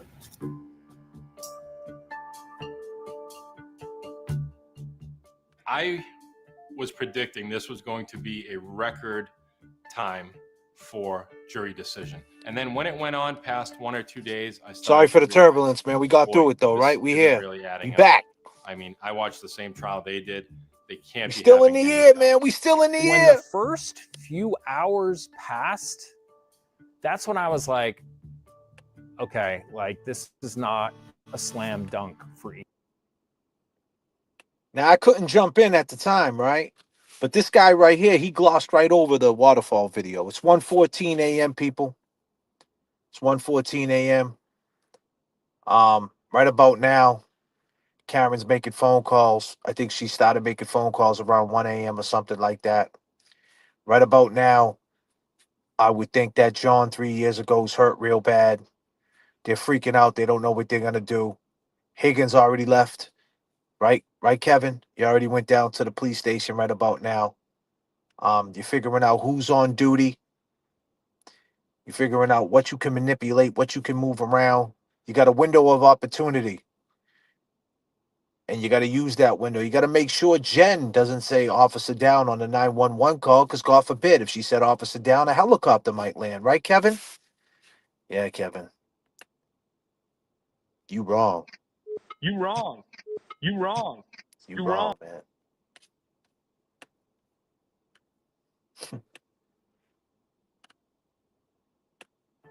I mean, I watched the same trial they did. They can't be having any doubts. When the first few hours passed, that's when I was like, okay, like this is not a slam dunk for either side. Like there's debate going on. There are people who are probably dug in on both sides. And we learned within the first day or two that the jury had reached a point where they couldn't get a verdict. I think they sent 2 notes initially telling the judge that, hey, we're deadlocked. Yep, they were definitely deadlocked. Judge Cannoni, despite our rigorous efforts, we continue to find ourselves at an impasse. Our perspectives on the evidence are starkly divided. You wrong. To continue to deliberate would be futile and only serve to force us to compromise these deeply held beliefs. I'm not going to do that to you folks. Your service is complete. Carrying this trial in this case. Folks, this is what it looks like when you bring false charges against an innocent person. The Commonwealth did their worst.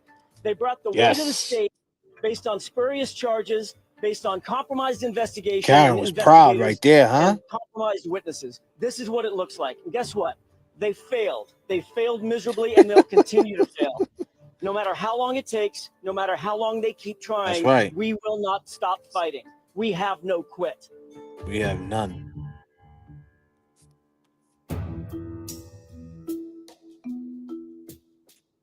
And within hours, the DA's office said, oh, we're going to try her again, and we're going to try her on the same charges. That's crazy. So we knew right away that it was going to be a round 2.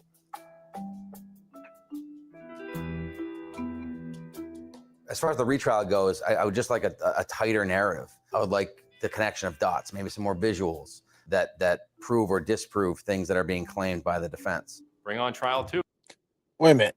So you just said connect the dots that can prove or disprove. Buddy, what are you talking about? John O'Keefe, at this moment 3 years ago, 1:17 a.m., was hurt really bad in that house. They didn't know what to do. For whatever reason, they didn't call 911. Whatever reason it was, they could have just called the police. They probably could have cleaned it up easier, wouldn't you think? That they could just clean it up easier? Like, hey, we got in a fight, we were drunk. I don't know what it is, but they didn't. You know? They didn't do it. Maybe they hurt him real bad. Maybe they just kept punching him. We don't know. We don't know, like, how vicious it was. They didn't want no smoke. We don't know what Brian might have had in his house. We don't know what type of can of worms that charge to Brian Albert or to Kevin from South Boston could open up the can of worms. So they don't even want no smoke. They don't want the police, and they don't want no investigation by internal affairs. They don't want none of that. He retired shortly after, right? So pension, things like that, you just never know. But the point is, 7 people left alone, my friend, and no one's seen John O'Keefe. It's 1:19 in the morning, Kevin from South Boston. It's all going down 3 years ago at this time, people.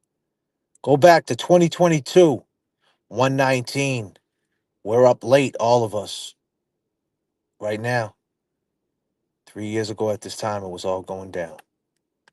2. We'll do it all over again. Like Alan Jackson said, we got no quit. People show up. They're going to continue to support. They're going to continue to donate. Will I be disappointed with another mistrial? Yeah. Yeah, I'll be disappointed. I want the family to be able to move on. I want everyone that loved Johnny to be able to grieve, like legitimately grieve. Emboldened by her supporters, Karen Reed has done what many murder suspects have not: talked to the media. I was surprised and remain surprised that they allowed her to give the interviews.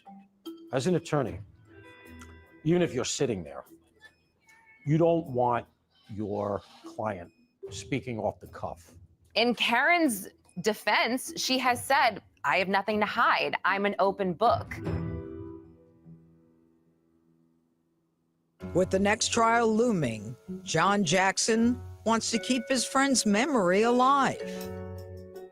Justice for Johnny? I mean, obviously, we want a conviction, right? She needs to pay for what she did.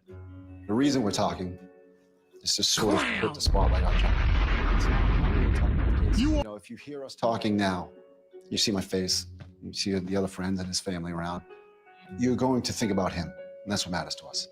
You know, this, the outcome is important to us, but his memory is clown. The world lost an amazing person, and there's a million stories we could tell you, but the pain is not going to go away. Like, you know, the O'Keefes are going to go through this forever. We all are.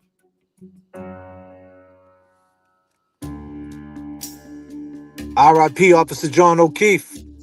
After the mistrial, Karen's defense team filed a motion to dismiss counts 1 and 3 in the upcoming retrial. They claim the jury... You are a clown. Not guilty on those charges. You are a clown. They were hung on This the lady got manslaughter issues, charge. man. Judge Cannoni rejected the motion, but the defense did not back down and filed an appeal with the Massachusetts Supreme Judicial Court. A hearing was held, but no decision has yet been announced. As motions and pretrial hearings continue, we are set for another dramatic trial.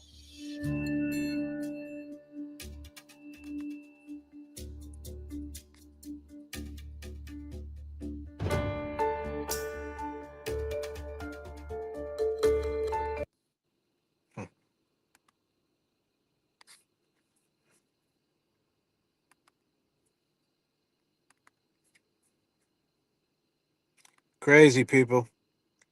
Crazy. Higgins, right about now. It was all going down, huh, buddy? Going to dispatch.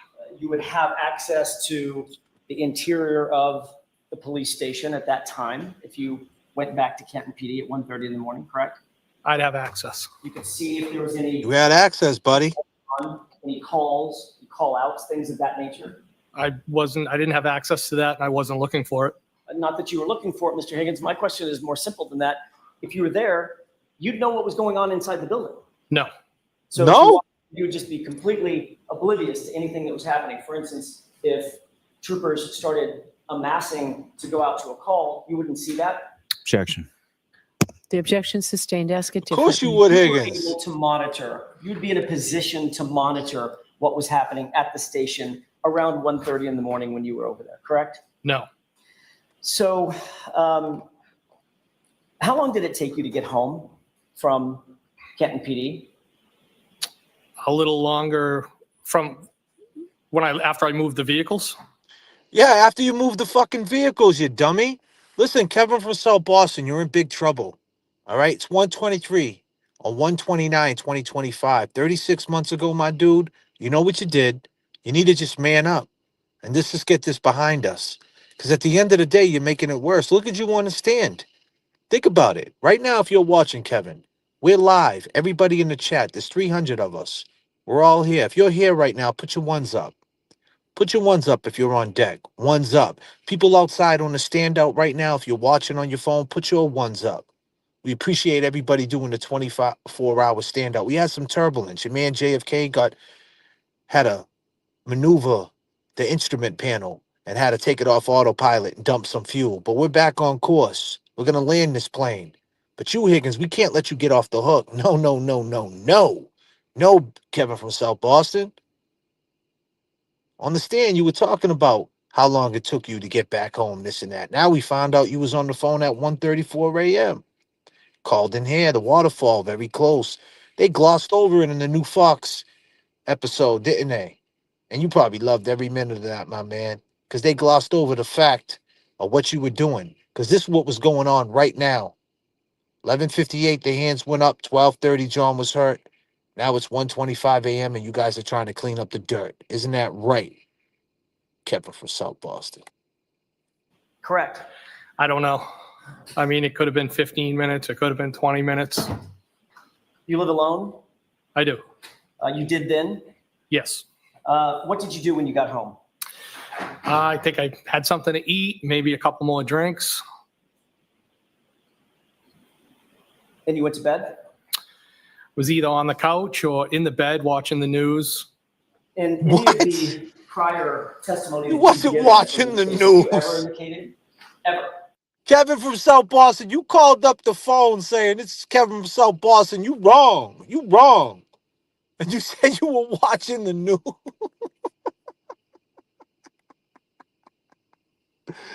Yo, he said he was watching the news. Oh my Lord, you can't be serious, Kev. You really said you were watching the news? What news? Were you watching Fox News? Come on, Kev. You wrong. You wrong.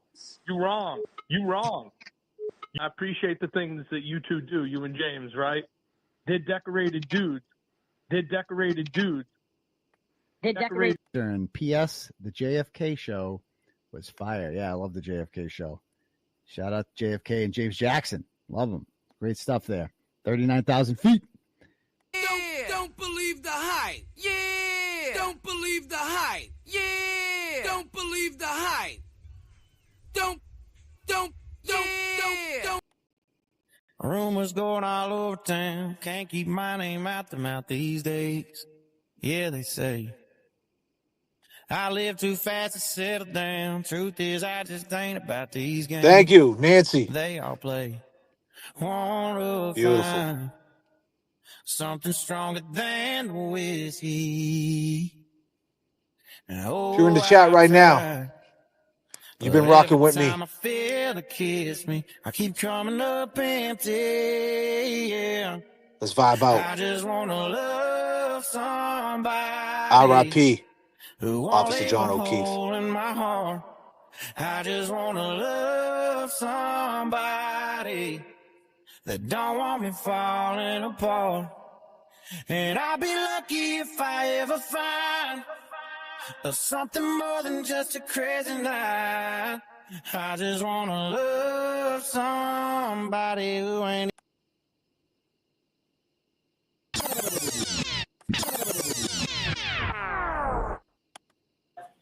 That you slept on the couch that night? I don't know. Well, you reviewed your testimony before you Well, testified. those would be the two options. Okay. I didn't ask you about your options. I asked you if you reviewed your testimony before you. Dude's full of shit, man. Yes. Okay. When you reviewed your testimony previous to coming in here today, did you ever testify that you slept on the couch that night? No, I slept in my bed, but I could have started somewhere else. Did you ever testify in the previous hearing that you started somewhere else? Not that I know. Did you You're ever crazy, mention bro. a couch? You're crazy. You're crazy, my man. You really are.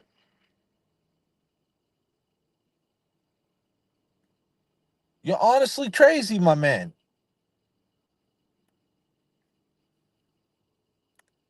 This guy's nuts.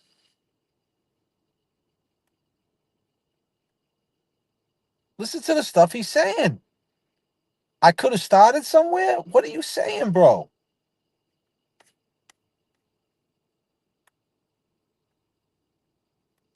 What are you saying? I don't understand.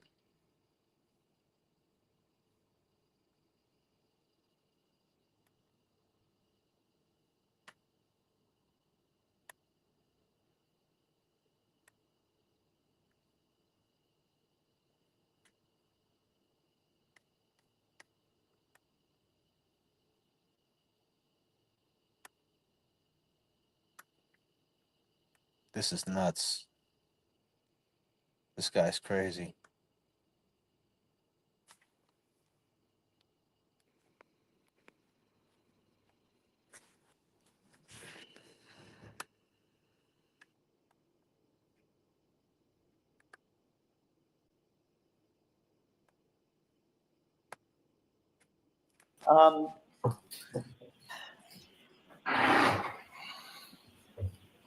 You did not make or receive any calls after returning home that night. No.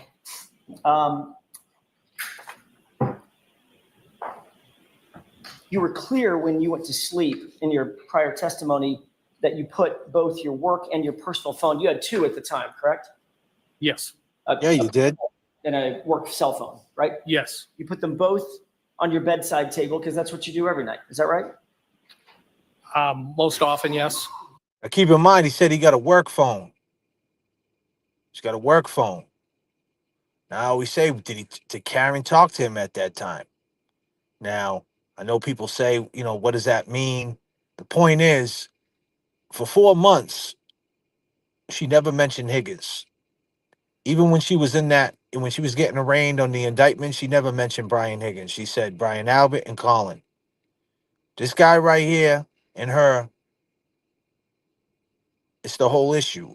And I feel like if you gloss over the Waterfall video and you gloss over the fight and she continues to gloss over it, meaning if she just acts like, well, there was no fight or nothing that I seen, that's not good for the jury, because you got to understand when they go back to and understand, I'm talking from the courtroom POV. Disclaimer. I'm talking from the courtroom POV. When they go in there, they're going to play the Waterfall video and they're going to say there was a fight. And Hank Brennan is going to counterattack and say, what fight? Karen never said there was a fight. She was on this interview, that interview. Do we need a new soundbite? Because now here we are. I just played the 2 episodes on Fox News, and they never once mentioned that Waterfall video. Now, my point is, do you think if Karen was adamant about that Waterfall video, Fox News might have played it? They might have played it. They might have said something. We're glossing over something very important. It's 1:32 in the morning, people, on 1/29/2025. 3 years ago at this time, Kevin from South Boston was making moves, trying to figure out what he's going to do. John O'Keefe was hurt bad, real bad. R.I.P. Officer John O'Keefe. As a matter of fact, you were asked whether or not you have a charging station, and you said, yeah, it's right on my bedside. I don't know that I don't have a charging station. Right, you said no, bedside. In other words, you keep your phone by your bedside, on your bedside table. Usually. You also testified that you did not use your phone that night to go on social media, correct? That's correct. You indicated that you don't go on, you didn't go on social media because you don't have social media. You don't use it that much. I don't. You said, I don't have. You're on YouTube, Gram. though. I'm guessing that means Instagram, correct? That is correct. And you don't use Snapchat, and you quote, don't do those things, correct? That's correct. All right, so you testified. You said the gram. You're a pretty hip guy, huh, Kevin from South Boston? That the first call you received after returning home on the 29th was a call from Chief Berkowitz just before 7 a.m., which woke you up. Is that right? It was around 6:30-ish, I think. Okay. Your testimony previously was at some point before 7 a.m., that call was the one that woke you up. Yes. And it turns out, Mr. Higgins, that was a lie, wasn't it? No, it wasn't a lie. When you were asked that question, it was a lie, buddy. You didn't know that the person questioning it you was a had your lie. phone records, did you? I assume they did. 100% a lie. And you were thereafter confronted with those phone records, correct? I was asked about them, yes. And those phone records established that you and Brian Albert actually exchanged not one, but 2 phone calls at 2:22 a.m. that morning, at a time when you claimed you were in bed asleep, correct? I have no recollection of any phone calls. Yeah, all right. May I approach you on? Yes. Come on, Kevin from South Boston. Do you have any recollection of calling the JFK show? Huh, buddy? How about this phone call right here? How about this one? You have any recollection of this one?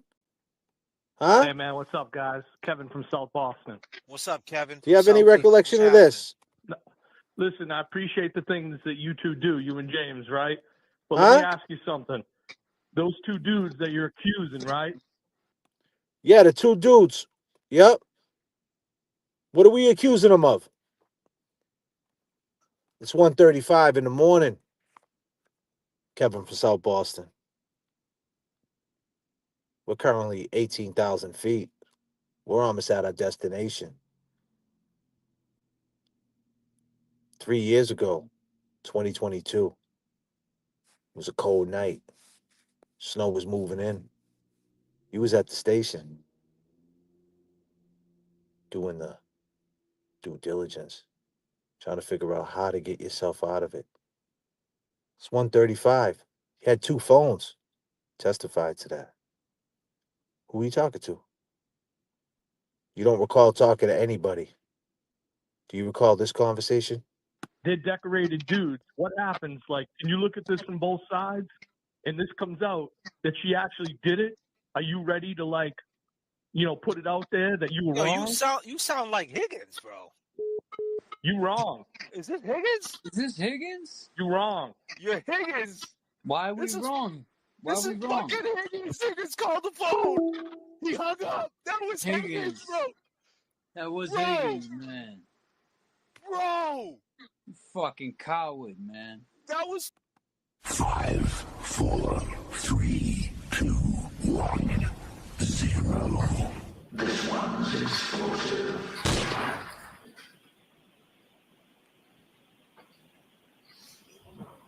May I approach you? Yes. Thank you.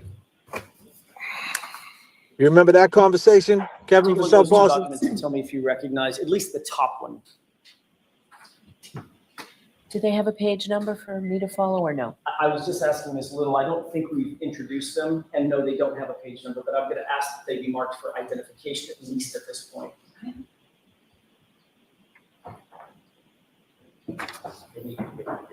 So I can't mark them. Do you recognize those? Yes.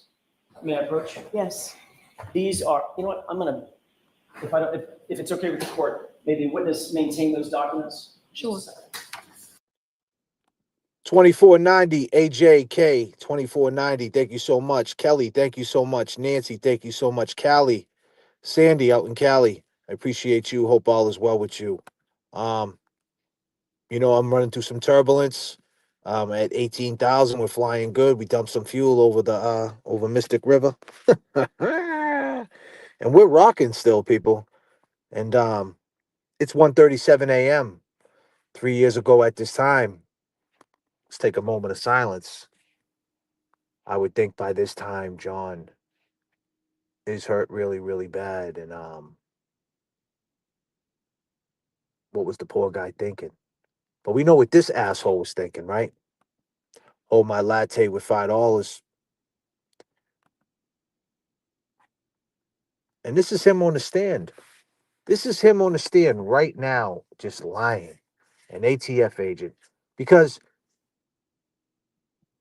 he's a cop. He's an ATF agent. He looks at it like, hey, man, I'm gambling. I'm all in. Prove it. He knows how it goes. It's not what you know, it's what you can prove. R.I.P. Officer John O'Keefe.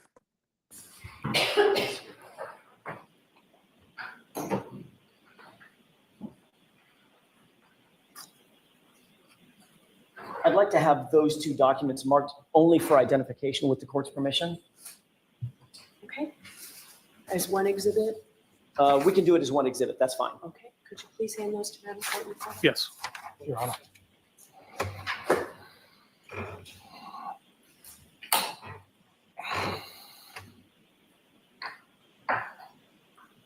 I always tell the truth, yeah.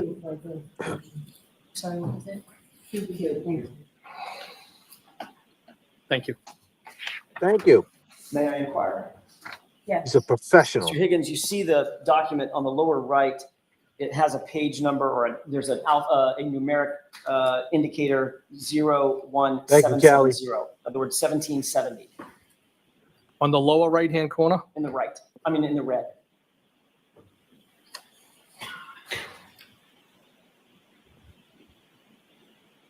It says 01771. Look at the next page. I think they're just out of order. Why don't you come show Am I me? missing something?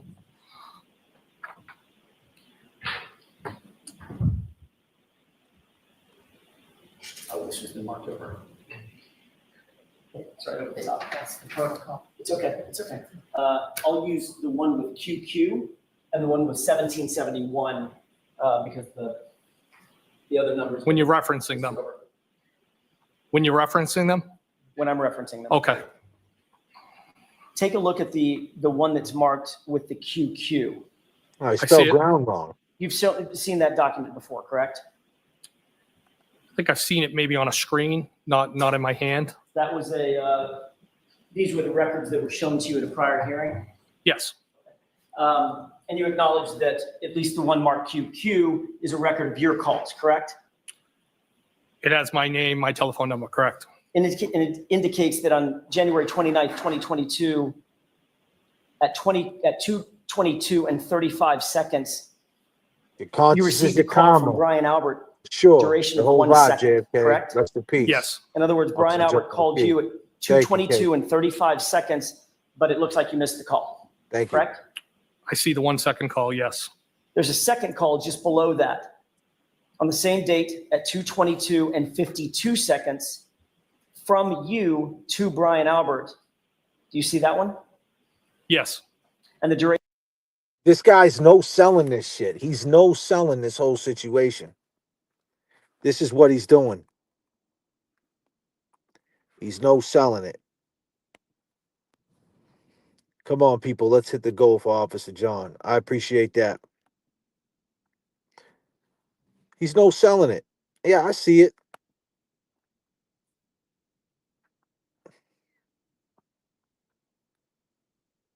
R.I.P. Officer John O'Keefe.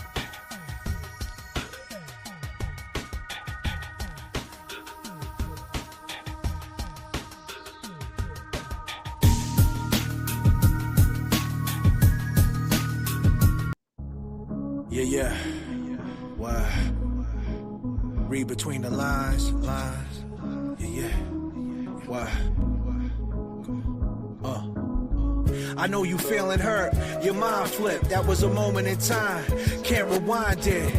I seen your call, can't talk, declined it. Said I was sorry, liquor had me blinded. I know about your issues, you're not feeling well.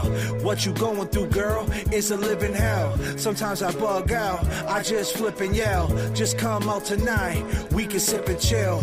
I know about that night at the Pats game.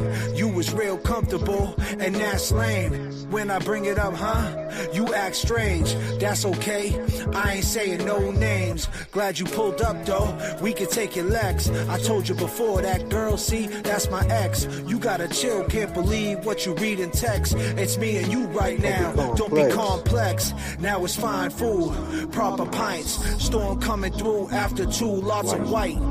We gonna be snowed in, so let's start the fights. I know you wanna talk, girl, but not tonight. Got a text by C, he at the other spot. He there with his brother in that other cop.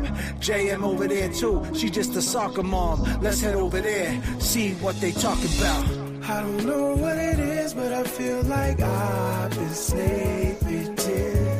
Life keeps going by, please tell me why am I living? Poison in my mind, losing sight now with this blind vision. I don't know what it is, but I feel like I've been sleeping.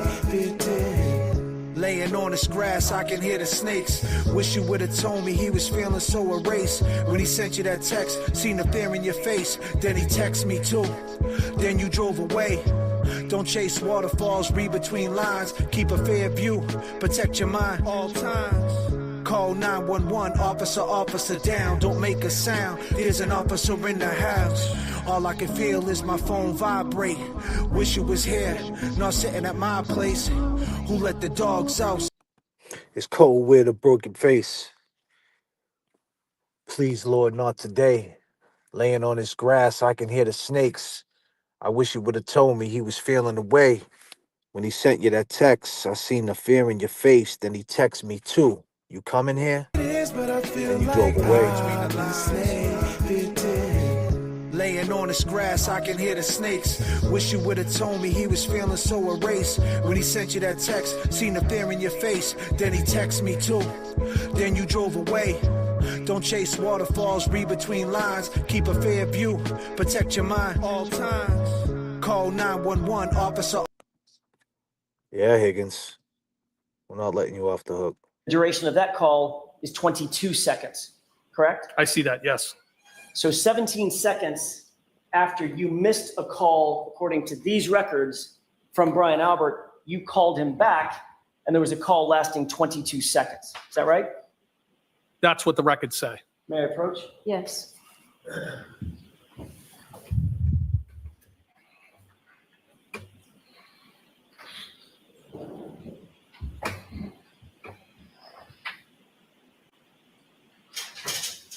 So the fact That's is, such a you were lie. speaking to Brian Albert in the middle of the night, approximately 3 hours before Mr. O'Keefe's body was found in his yard, correct? No, that's not correct. Yes, it is. And that You was wrong. 5 minutes before 2:27 a.m. when there was a Google search for how long to die in the cold, correct? Objection. Sustained. Look at him. He knew he was going to get bailed And then, out of course, by you her. lied about that under oath in that prior proceeding by saying, I don't remember this phone call. Objection. Sustained. Did you, in fact, tell the truth at the prior proceeding when you said, I don't remember that phone call? I always tell the truth. Whoa, Did you whoa, lie whoa, on record, whoa. sir? No, I did not. Would you tell us if you did? Look at this dude. He really got issues, this guy. This guy really got, like, issues. Kevin.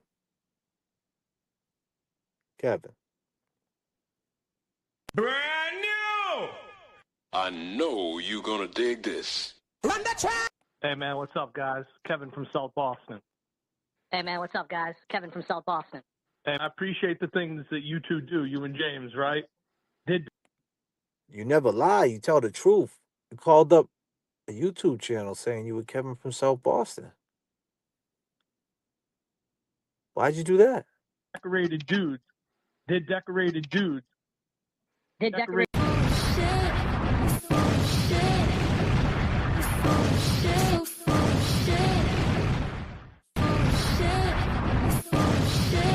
We don't play around. We don't play around. We don't play that. We don't play around. We don't play that. We don't play that. We don't play around. Clown! You are a clown! A clown! Come on, man. Look at you, bro. There's something wrong with you. I beg to differ, man. You seem a little scary, man. Yeah, he's got a mean streak in him. Objection, Your Honor. Sustained. You acknowledge he that laughed there's a at 22-second him. phone call in your phone records, correct? That's what's reflected by the record. And 22 Oh, seconds that's what's is quite reflected. an amount of time. Would you agree? It's 22 seconds. As a matter of fact, it's about this long, with the court's permission. The court does not give permission. That's argument, Mr. Jackson. If we were to count off 22 seconds, that's an uncomfortably long time, is it not? No, It's long enough to have a conversation, isn't it? I didn't have a conversation. Is 22 seconds long enough to have a conversation? No. What? 22 seconds is not enough to have a conversation? Really, Kevin from South Boston? No way. Let's try. Give me a call. Hey, man, what's up, guys? Kevin from South Boston. What's up, Kevin from Southie? What's happening? Listen, I appreciate the things that you two do, you and James, right? But let me ask you something. Those two dudes that you're accusing, right? They're Wow, decorated dudes. What happens? Like, can you look at this from both sides? And this comes out that she actually did it. Are you ready to, like, put it out there that you were wrong? You sound like Higgins, bro. Hey, bro, that was 22 seconds. That was 22 seconds.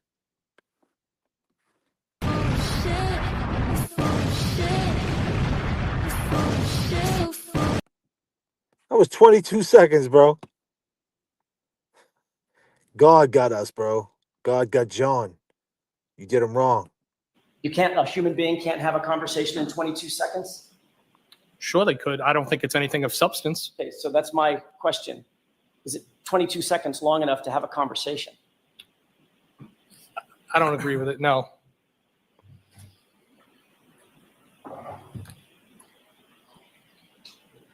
Now, when you were asked about this and you were shown these records, that prior hearing, you had an explanation for what that 22-second call may have been and what the prior call may have been, correct? Yes. What was your explanation? Well, I used a phrase that people commonly used as a butt dial.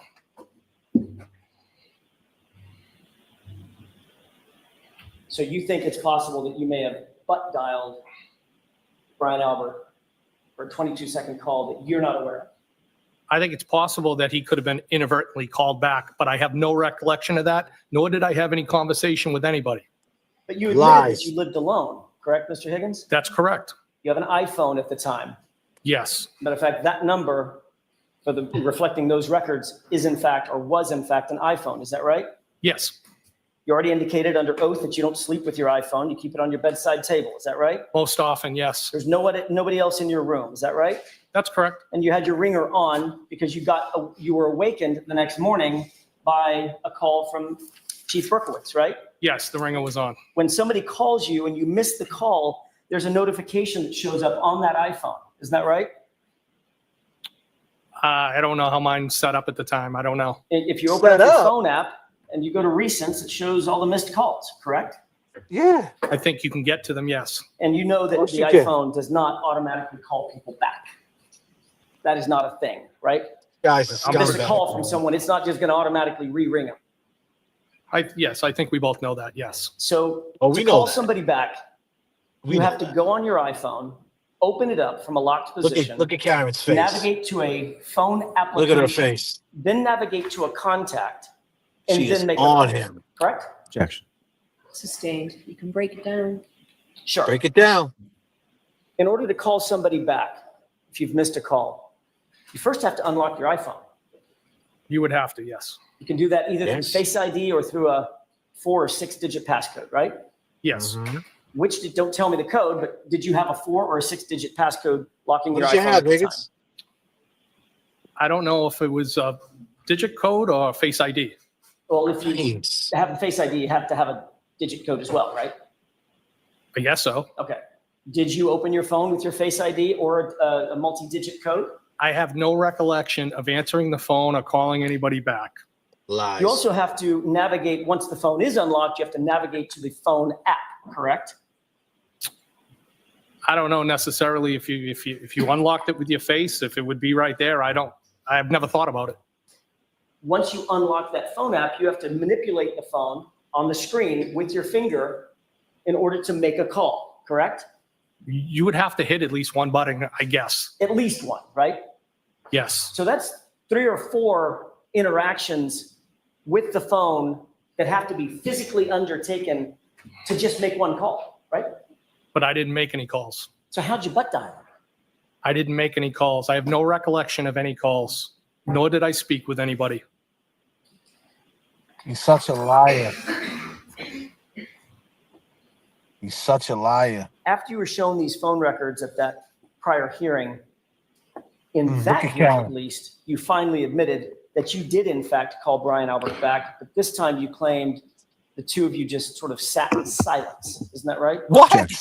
So I'm going to sustain it in that form. You can ask it appropriately, Mr. Jackson. Did you ever previously testify that you did in fact make the call, but you did not have a conversation during the course of the call? What I think I testified was something must have happened, but I didn't have any phone call.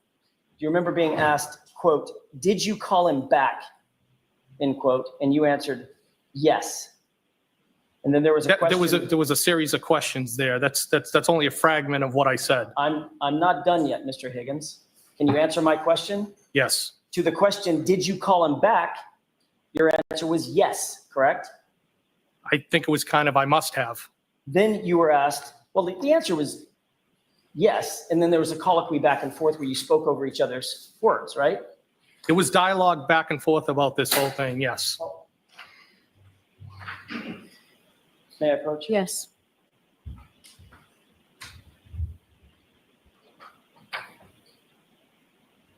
Higgins, man, listen, Kev, you think the last trial was bad? This trial, you're done. It's 2 a.m. right now. It's 1:55. So we're going back 3 years at this time. This is when you were making these phone calls. This is when you was making the phone calls 3 years ago. And if you're watching Kevin from South Boston, and if you're watching on the replay crew, this is what you're doing, man. Everybody see it's unraveling. No matter how you look at it, when she walks, right, from reasonable doubt, or they throw this shit out because of the Brady stuff, it's all eyes on you. And that's who it should be on. 11:58, you threw up your hands. 12:20, you sent the text. It is what it is, brother. May I? Yes. You see the pink highlighted question and the pink highlighted answer. Yes. What's the question? Please read it for me. Did you call him back? What's the answer? Yes. Thank you. May I approach? Yes.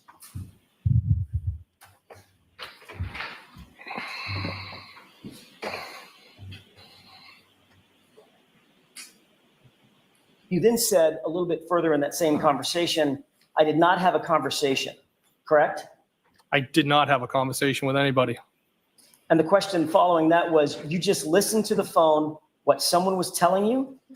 Answer, it's possible that the phone picked up on the other end and nobody said anything. And then I terminated the call, end quote. That's what you said at the other hearing under oath, correct? Yes or no? Can I see it? Sure. Can you see it? You're a professional. You're an ATF agent. You know exactly what you're doing. You're doing this for show. You know the jury's watching. Can I see it? I'm not, even if it did happen, it's not on my mind like that. The jury sees it. I'm a cop. Like, I don't know what you're really saying. Can I see it? I don't trust you. I'm a cop. I don't trust the guy who's asking me this question, this lawyer. Either should you, jury. You're putting on a show, and you're thinking you're getting over on the jury. It's not happening this time, buddy, because guys like me, all the other creators, the standout crew, all the people on the ground, people are watching, and your name's all in the mix. Keep that in mind. Next trial, buddy.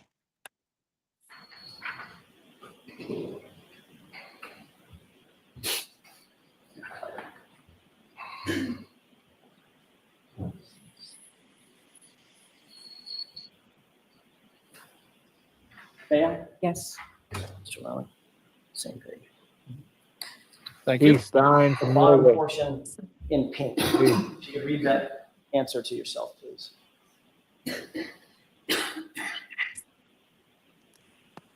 You have that in mind? Oh my God. Yes.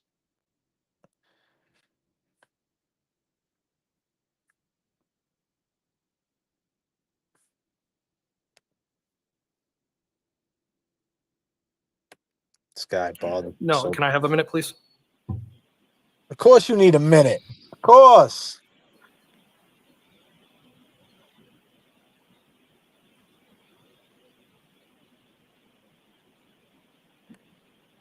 He's sleeping.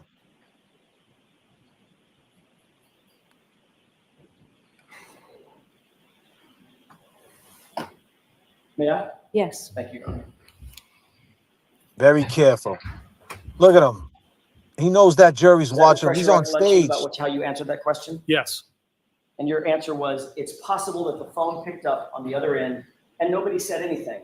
And then I terminated the call. That's the only thing. Meaning it's possible it could have happened. It's possible it could have happened that you had a 22-second call with Brian Albert, I correct? did not have a 22-second call with Brian Albert. There was no conversation. You've had some time to think about this 2:22 a.m. call, correct? Since that last testimony. Some time to think about it? Yeah. I haven't really thought about it, no. Yeah, So you for did. over a year, you haven't even considered the fact that you were caught with a phone record lying about not having a conversation with Brian Albert at 2:22 in the morning. Objection. And he already knew before that objection came through. He already knew. He was already grabbing his jacket. He was already, side-eyeing the judge. He already knew he was going to get saved right there. So he knows how this goes. He knows how the ad-libs come in. He knows the punchlines. He knows the jury's watching. He's sticking his chest out. He's playing. This guy been on the stand many, many times. This is his wheelhouse. This is what he does. But Higgins, it's 2 o'clock in the morning. 3 years ago, you did this. How you feeling tonight, Kevin? How you feeling?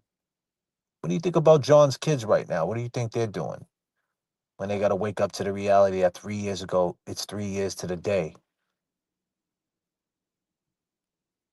Karen, his parents, his brother, his friends. Are you going out today, Kevin? I'm sure you might bump into someone that knows it's 1/29/2025 and it happened on 1/29. Oh, by the way, on the 31st, we got caught, don't we? Yeah, Karen got caught. Jen McCabe.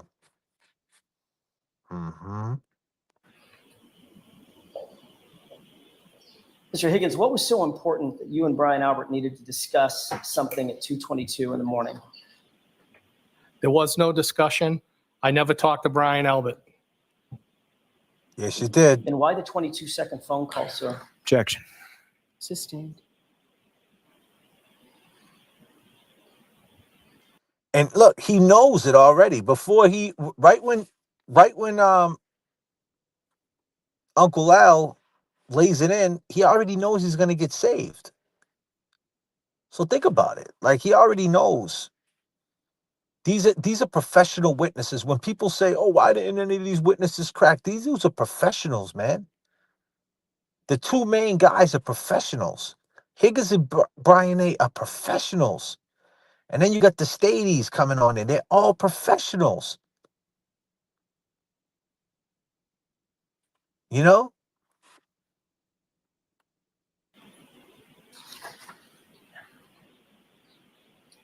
I want to talk about what you did after you woke up on January 29th, 2022.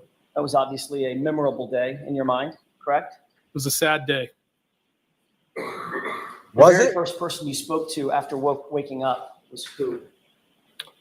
Well, I believe I said I got the call from Chief Berkowitz. That's not my question. Say that again? Who's the first person you spoke to on the phone that morning when you woke up? Brian Albert. Really? Whose idea was it? Wow, look at them eyes, buddy. Look at them eyes, my brother. Brian Albert, it's a coincidence, man. It's a fucking coincidence that you talked to him, huh? That's a coincidence too? It was a sad day. Was it for you to drive to Brian Albert's house that morning? It was my idea. Was it important to you to speak with Brian Albert in person rather than over text or phone call? No, it was important to support the people that were there. So, of course, you drove over to his house, had an opportunity to speak to him in person without any law enforcement presence, correct? I was there with everybody, not just. Well, why wouldn't you call Karen up and support her? You're friends with Karen, right? I mean, come on. What's the big deal? What happened between you and Karen, man? Come on, Kev. You're supporting the people that there. If Karen, at that point, you don't know what happened. Oh, I get it. She said, I did it. I hit him in front of the police and no one arrested her. Okay. So a store gets robbed on the corner and the guy around the corner says, I robbed the store. I think I robbed the store. They're just going to let him go, right? That's how police work. That's how it goes. Guy's laying down on the grass of a house and a girl's saying, I hit him. And they don't take her in and they don't write it in no reports. Everything is wordplay. Everything is how you say it, right? Isn't that the way it goes? Is how you say it? And you're holding on to every word right now. And you're saying things right. Well, it could have happened, but it didn't happen. So you're trying to say things. But we see right through it. But you think the jury is just going to take your status into consideration. And they did. They took your fucking status into consideration. And you knew that. You knew that. But it's wordplay, right? That's what you do. You know when it's time to get on that stand, it's time to perform. It's time to have the monologue. Just like when you called in the show, you try to lie. But your monologue's getting stale. You're a comedian. You're doing the same show over and over again. You ain't got no new material. Oh, but there's new material coming for you, Higgins. Oh, yeah. We got some new shit for you, man. For sure. It's going to be real funny. But you went there for the family, for the people. But what about Karen? Why didn't you go see what was up with her? Why'd she hit him? Do you think Karen would do such a thing like that? You were just with her. You were just texting her. What if she was going to hit you one night? Did she ever try to hit you? Did she try to run you over one night? I mean, I'm just saying, because you said when it comes out that she actually did it, that's what you said when you called in the JFK show. That's what you said. Why wouldn't you go talk to her? Why wouldn't you help your chief? Why wouldn't you assist? Why not? He's a cop. Brian Albert's a Boston cop. You wouldn't help another cop? Didn't you just come from a cop's funeral in NYC? I don't know, man. I think you're bullshitting. Not just Brian Albert. And Brian Albert was in the house and you were in the house, right? That's correct. So you had access to him and others without any law enforcement there. Is that right? That's correct.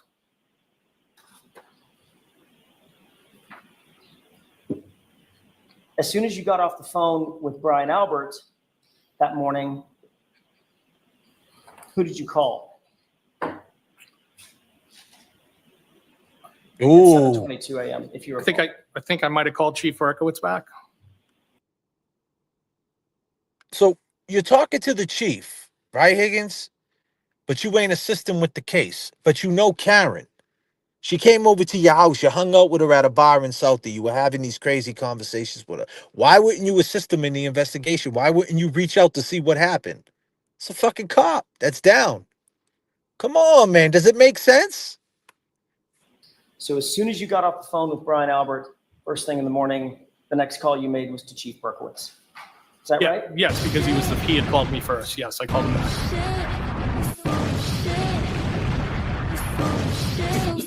Did you request from Chief Berkowitz any information that he may have had concerning the investigation surrounding John O'Keefe being found at 34 Fairview that morning? No. You wrong. You wrong. Were you trying You to see wrong. how much law You enforcement wrong. knew right You away? wrong. Absolutely. I didn't even know what happened. Were you trying to gather information about what happened so that you would know what happened? Objection. I'll allow it. No. What you were trying to do? No, Your Honor. Well, wait a minute. But why wouldn't you want to know what happened? Why not? Hey, man, what's up, guys? Kevin from South Boston. What's up, Kevin from Southie? What's happening? You love Listen, Kevin, didn't you? Please don't go, Karen. I love you, Karen.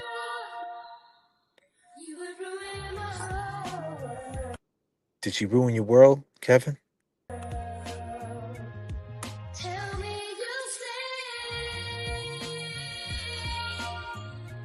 You wrong. You wrong. You wrong. You wrong. I appreciate the things that you two do, you and James, right?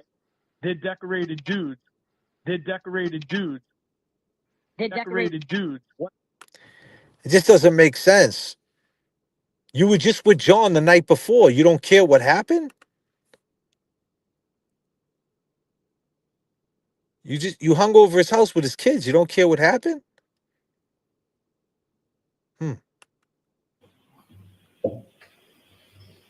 What did Chief Berkowitz tell you about his knowledge of John O'Keefe's body being found just after 6 a.m.? Objection. Well, I mean, why did you do that, Bev? Why can't he answer that fucking question? Part of my language. Why can't he answer that?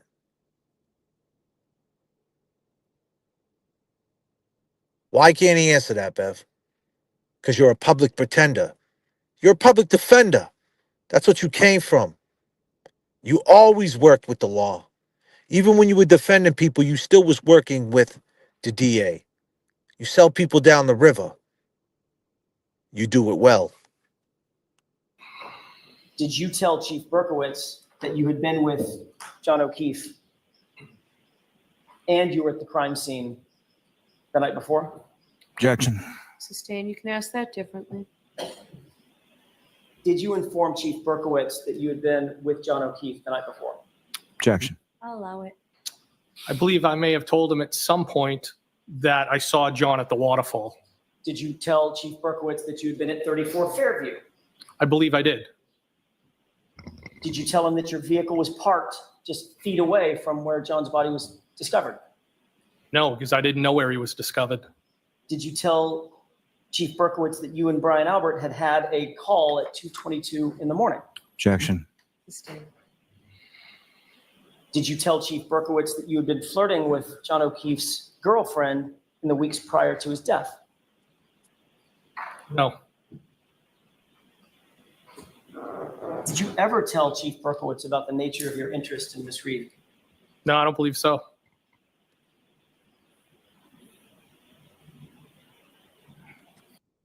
Kevin from South Boston, man. You must be a wreck, man.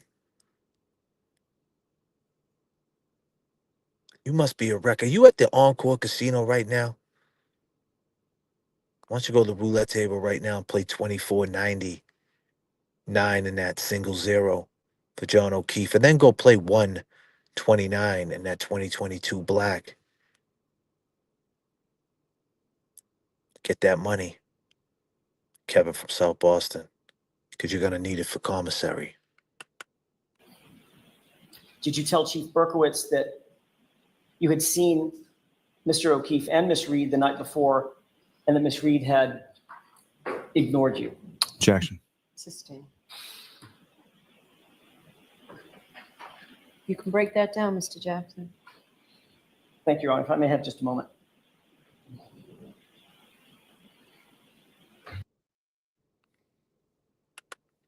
Mm-mm-mm-mm. Mm-mm-mm.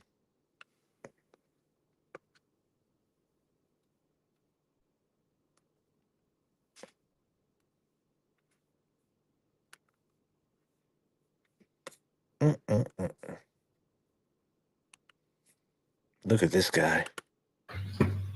You indicated just a second ago that when I asked, did you tell Chief Berkowitz that your Jeep was parked just feet away from where John O'Keefe's body was found, you said, I have no idea where John O'Keefe's body was found, correct? That's correct. You just spoken with Brian Albert, right? He said in front of the house. All he said was John O'Keefe was found in front of the house. He didn't say right outside on my front lawn. I believe he said he was found out in front of his house, unresponsive. Okay. If he was out in Oh, really? He was just found out in front. So if he was in front of his house, that's where you was parked, right, bro? Right? front of his house, then you would know, because your Jeep was also parked out in front of his house, that your Jeep would just be feet away from him, correct? Objection. Why you move your eyes like that, buddy? Hold on a minute. I got a call from the flight deck. Who's this? Hey, man, what's up, guys? Kevin from South Boston. What's up, Who? Kevin from Southie? Hey, man, what's up, guys? Kevin from South Boston. Hey, man, what's up, guys? Kevin from South Boston. Hey, man, what's up, guys? Kevin from South Boston. Hey, man, what's up, guys? Kevin from South Boston. Hey, man, what's... You listening to me? Pay attention to what I'm saying, motherfucker. You listening to me? Pay attention to what I'm saying, motherfucker. Did you tell Chief Berkowitz that you had texted John O'Keefe to have him come over to 34 Fairview just hours before he was discovered dead in the yard? No.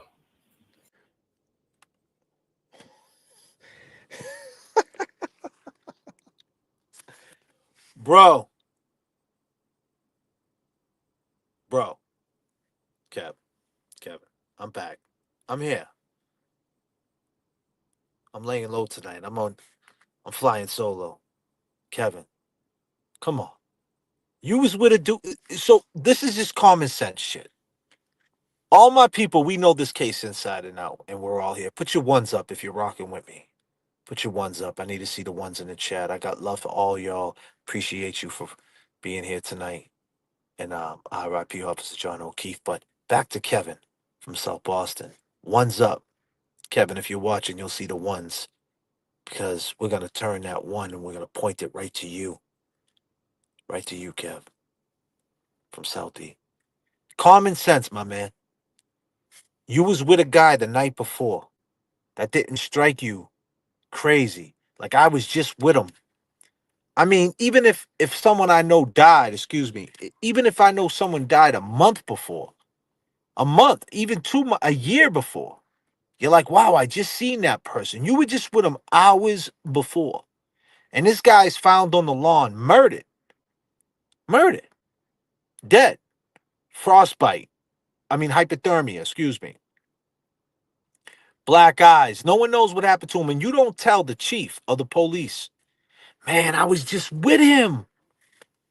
The night before. I texted him to come over to the house.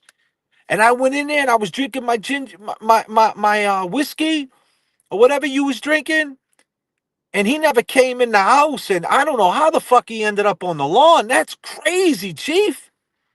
Damn. Poor Karen.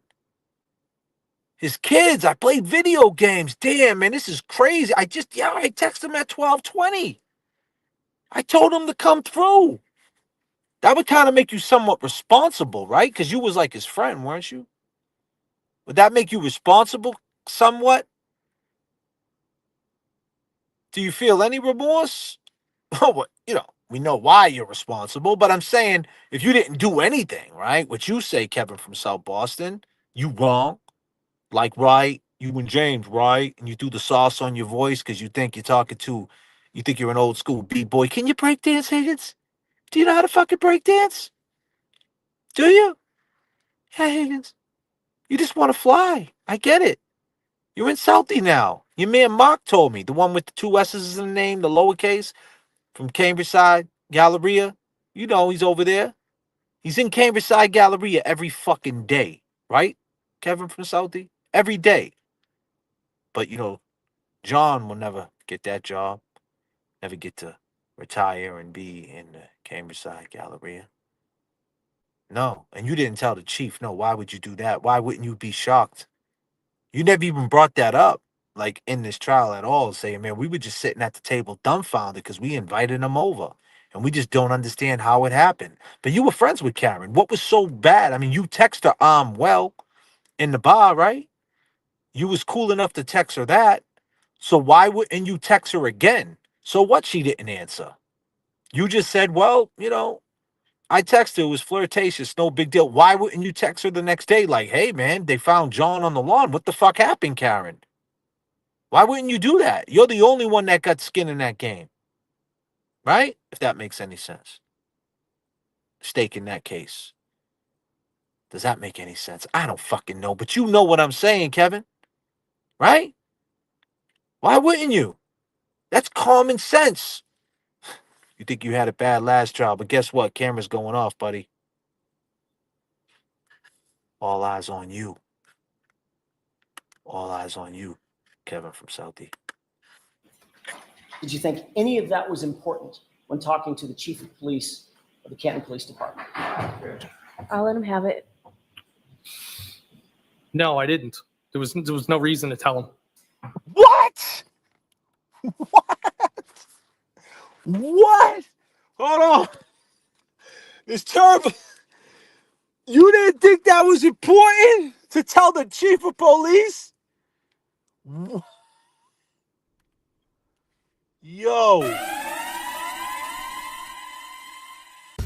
Kevin. Kevin. Kevin.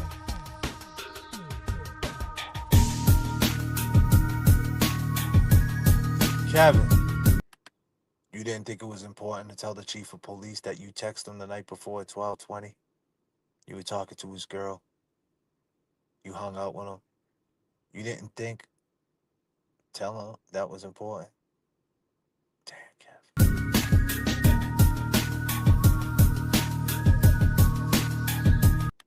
5, 4, 3, 2, 1, 0. You've been an investigator for some 15 years and you were a firefighter for years before that, correct? Yes.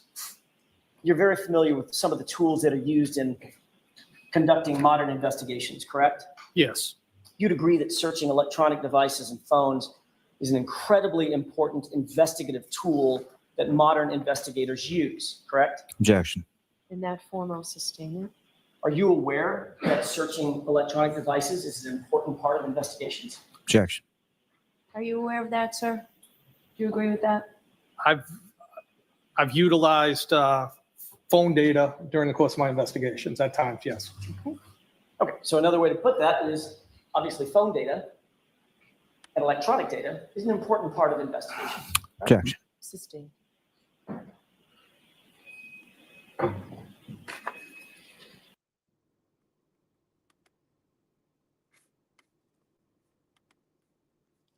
People, it's been a pleasure riding with you. It's been a pleasure rocking out with all y'all. I appreciate your time. It's been a successful flight. We had a little turbulence. We watched the Fox News. It's 12:21. 3 years ago at this time, a lot of bad things were happening. John was hurt real bad based on his injuries. At this time, 3 years ago, it is what it is, right? I'm no doctor, but You're now watching Fox News. They gloss over the waterfall. We started this video with the waterfall. If you go back and watch it, I'm gonna get into the waterfall every chance I get. I just think we need a new soundbite. We seen the Fox News people. They just glossed right over it. They didn't even mention it. Karen, she's not mentioning it in trial, and I'm sure they're gonna go real heavy next trial about that. But if no one says anything about it, I'm saying it until I'm blue in the face. Because obviously it translates to this piece of shit that you see on the stand, Kevin from South Boston. I think Karen needs to come out and say something about it. Someone from the team.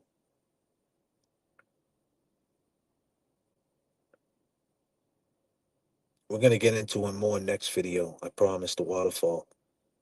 I was gonna get into it all tonight, but obviously my camera got shut off, and I had to figure out some things, and I had to put it on autopilot and dump some fuel over the Mystic River. Kid. Yeah, going over the fucking Mystic River. Yeah, I know.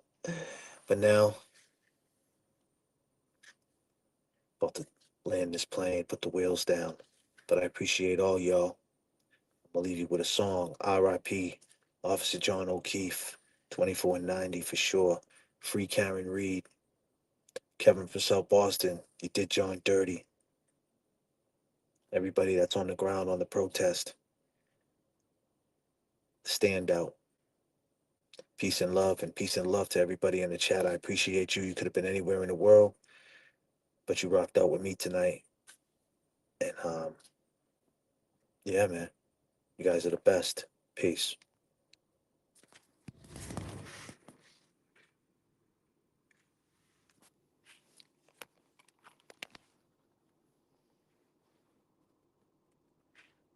Bring that one back from the. Bring that one back from the top. Bring that one back from the. Bring that one back from the top. Bring that one back from the.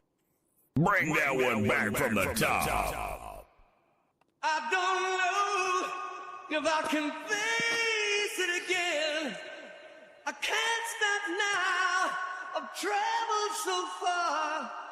The chain is lonely line. I wanna know what love is. I want you to show me. I don't know if I can face it again. I can't stop now. I've traveled so far. The chain is lonely line.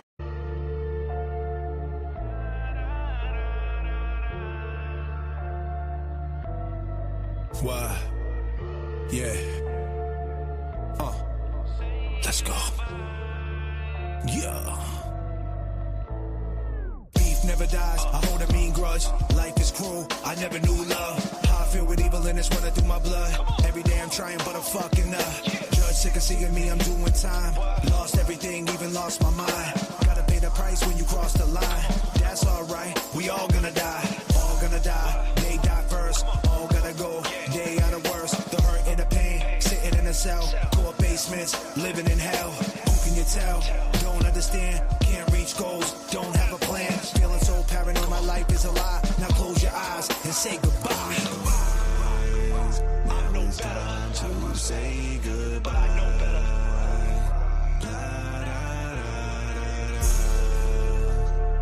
Time to say goodbye. Say goodbye. Bullies on the bus, yo, they took my hat. Let time pass and I got me a strap. Found that motherfucker and I took it back. I grew up in the era where they cooked the crap. Law library, fighting for his life. Love from the mods, got caught with a knife. Shedding some light, it's getting dark. On the same corners, but we worlds apart. Play it smart, they watching every move. Only a fool got something to prove. Nothing to lose, we making gains. Running around, chasing fame. Know my name, heavy in the game. I played my part, I made my lane. Feeling so paranoid, life is a lie. Now close your eyes and say goodbye. They pray and pray for your downfall.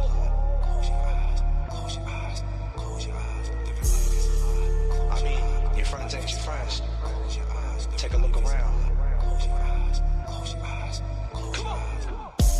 the new me or the same you. You won't ever change if you stay true. A lot of things on my head, but I stay cool. Eliminating these beats like I was trained to. This God willing, God given, I'm not kidding. Y'all all children get lost in it, boss with it. I'll be flossing, Rennie Moss get moss when they tossing it. And